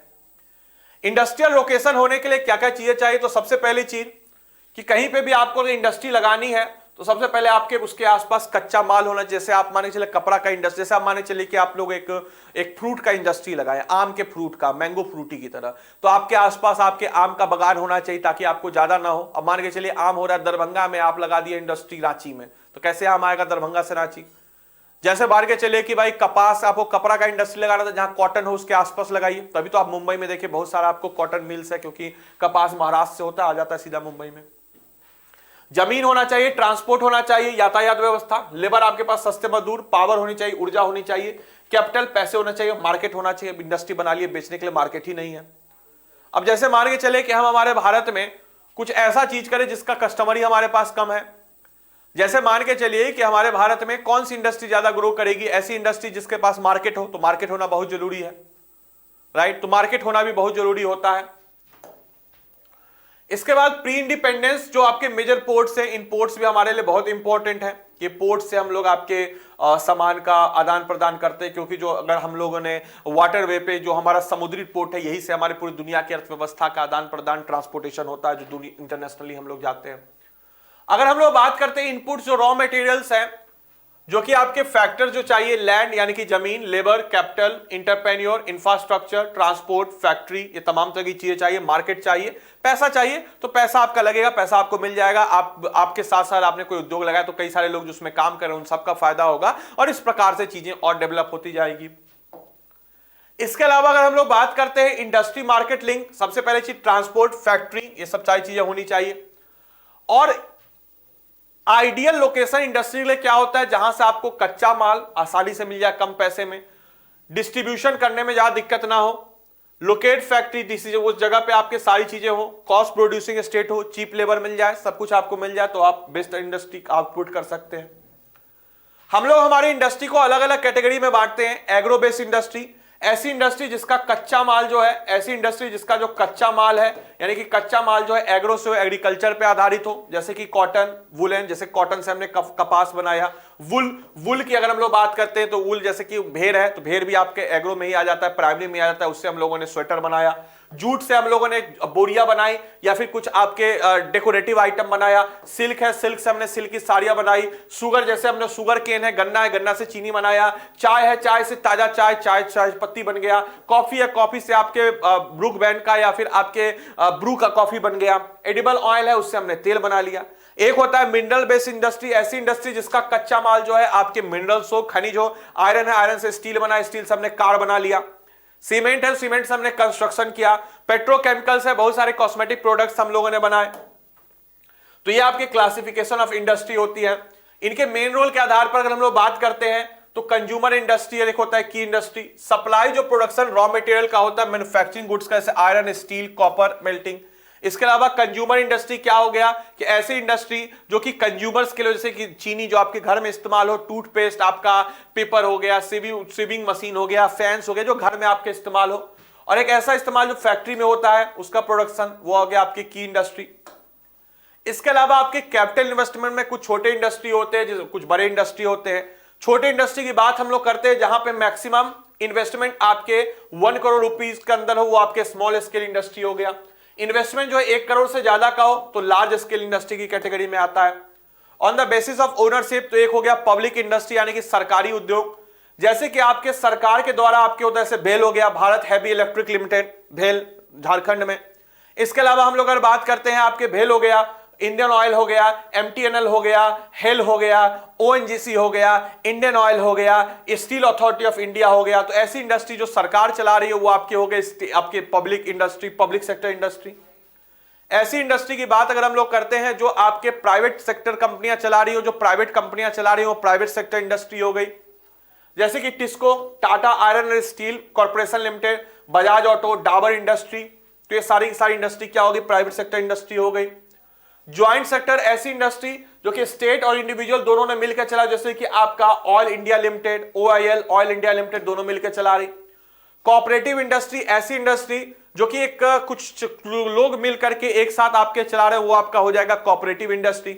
एग्जांपल के तौर पर दो पूल रिसोर्स जो है, शेयर जो है प्रॉफिट लॉस का, जैसे मान के चलिए कि Amul, taste of India, Anand milk united limited जो है अमूल, आनंद में कुछ कोऑपरेटिव लोगों ने, कुछ लोगों ने मिलकर के एक अमूल कंपनी खड़ा कर दी, सारे किसान मिलके। और आज के डेट में अमूल देखिए कितनी बड़ी कंपनी आपके बन चुकी है। कोर इंडस्ट्री इन केरला, ये सब कुछ एग्जांपल है जो कोऑपरेटिव इंडस्ट्री के हैं, जो आपको पता होने चाहिए। बेस्ड ऑन आपके बल्क वेट और रॉ मटेरियल, कुछ हैवी इंडस्ट्री होती है जैसे कि आयरन स्टील, उसके रॉ मटेरियल के आधार पर लाइट इंडस्ट्री, जैसे कि आपके लाइट गुड, जैसे कि इलेक्ट्रॉनिक इंडस्ट्री, लाइट गुड्स, कुछ बड़ी इंडस्ट्री आयरन स्टील इंडस्ट्री। तो इस प्रकार से हमने इंडस्ट्री के सारे कैटेगरी को पढ़ लिया। और जब तक आप सोचेंगे कि हमें एनसीईआरटी पढ़ना चाहिए या नहीं पढ़ना चाहिए, अगर आप यहां तक पहुंच चुके हैं तो आपने क्लास 10th के ज्योग्राफी के एनसीईआरटी को कर दिया खत्म, फिनिश। तो दोस्तों उम्मीद करेंगे कि वीडियो आपको अच्छा लगा हो, और ये वीडियो आपको अच्छा लगा हो। हमने ऑलरेडी क्लास 6th की एनसीईआरटी, क्लास 7th की एनसीईआरटी, क्लास 8th की एनसीईआरटी, क्लास 9th की एनसीईआरटी, और आज मैंने आपको दे दिया क्लास 10th की एनसीईआरटी। आगे भविष्य में क्लास 11th और 12th की एनसीईआरटी आपकी ज्योग्राफी के आपको मुहैया करा दी जाएंगी। और जब तक आप सोचेगा कि एनसीईआरटी हमें पढ़ना चाहिए कि नहीं पढ़ना चाहिए, तब तक आपका एनसीईआरटी खत्म। तो दोस्तों इस चीज का ख्याल रखना है। इन सारे के सारे प्लेलिस्ट में जाकर के आप चेकआउट कर सकते हैं, इन सारे के सारे उसको आप देख सकते हैं। और उम्मीद करेंगे कि सेशन आपको बढ़िया लगा हो, आपने इस सेशन को एंजॉय किया हो। अपने फीडबैक जरूर कमेंट बॉक्स में दीजिएगा। और साथ ही साथ बहुत सारी चीजों को आपको, जैसे अगर हम लोग बात करते हैं कि भाई जो हमारी एनसीईआरटी का जो भूत है वो भूत को निकालिए। जब तक आप वीडियो देखिएगा कि पढ़ना चाहिए कि नहीं पढ़ना चाहिए, 10 लोगों से पूछिएगा, उससे पहले आप इस आपके लगभग आपके 1 घंटा 40 मिनट का लेक्चर, इसको लगभग आप खत्म कर दीजिए क्लास 10th का। और मेरे सारे के सारे लेक्चर लगभग यही है, 2 घंटा, 2.5 घंटा, 3 घंटा। तो ऑलरेडी मैंने 6, 7, 8, 9 का दे रखा, और आज मैंने क्लास 10th के एनसीईआरटी का एनसीईआरटी आपको ज्योग्राफी का मुहैया करा दिया। तो अपने फीडबैक्स को जरूर कमेंट बॉक्स में लिखिएगा, और उम्मीद करेंगे सेशन आपको बढ़िया लगा हो, आपने इस सेशन को बहुत ही अच्छे तरीके से एंजॉय किया हो। तो चलिए मिलते हैं, तब तक के लिए bye bye, take care, thank you and thanks for watching this session. Thank you.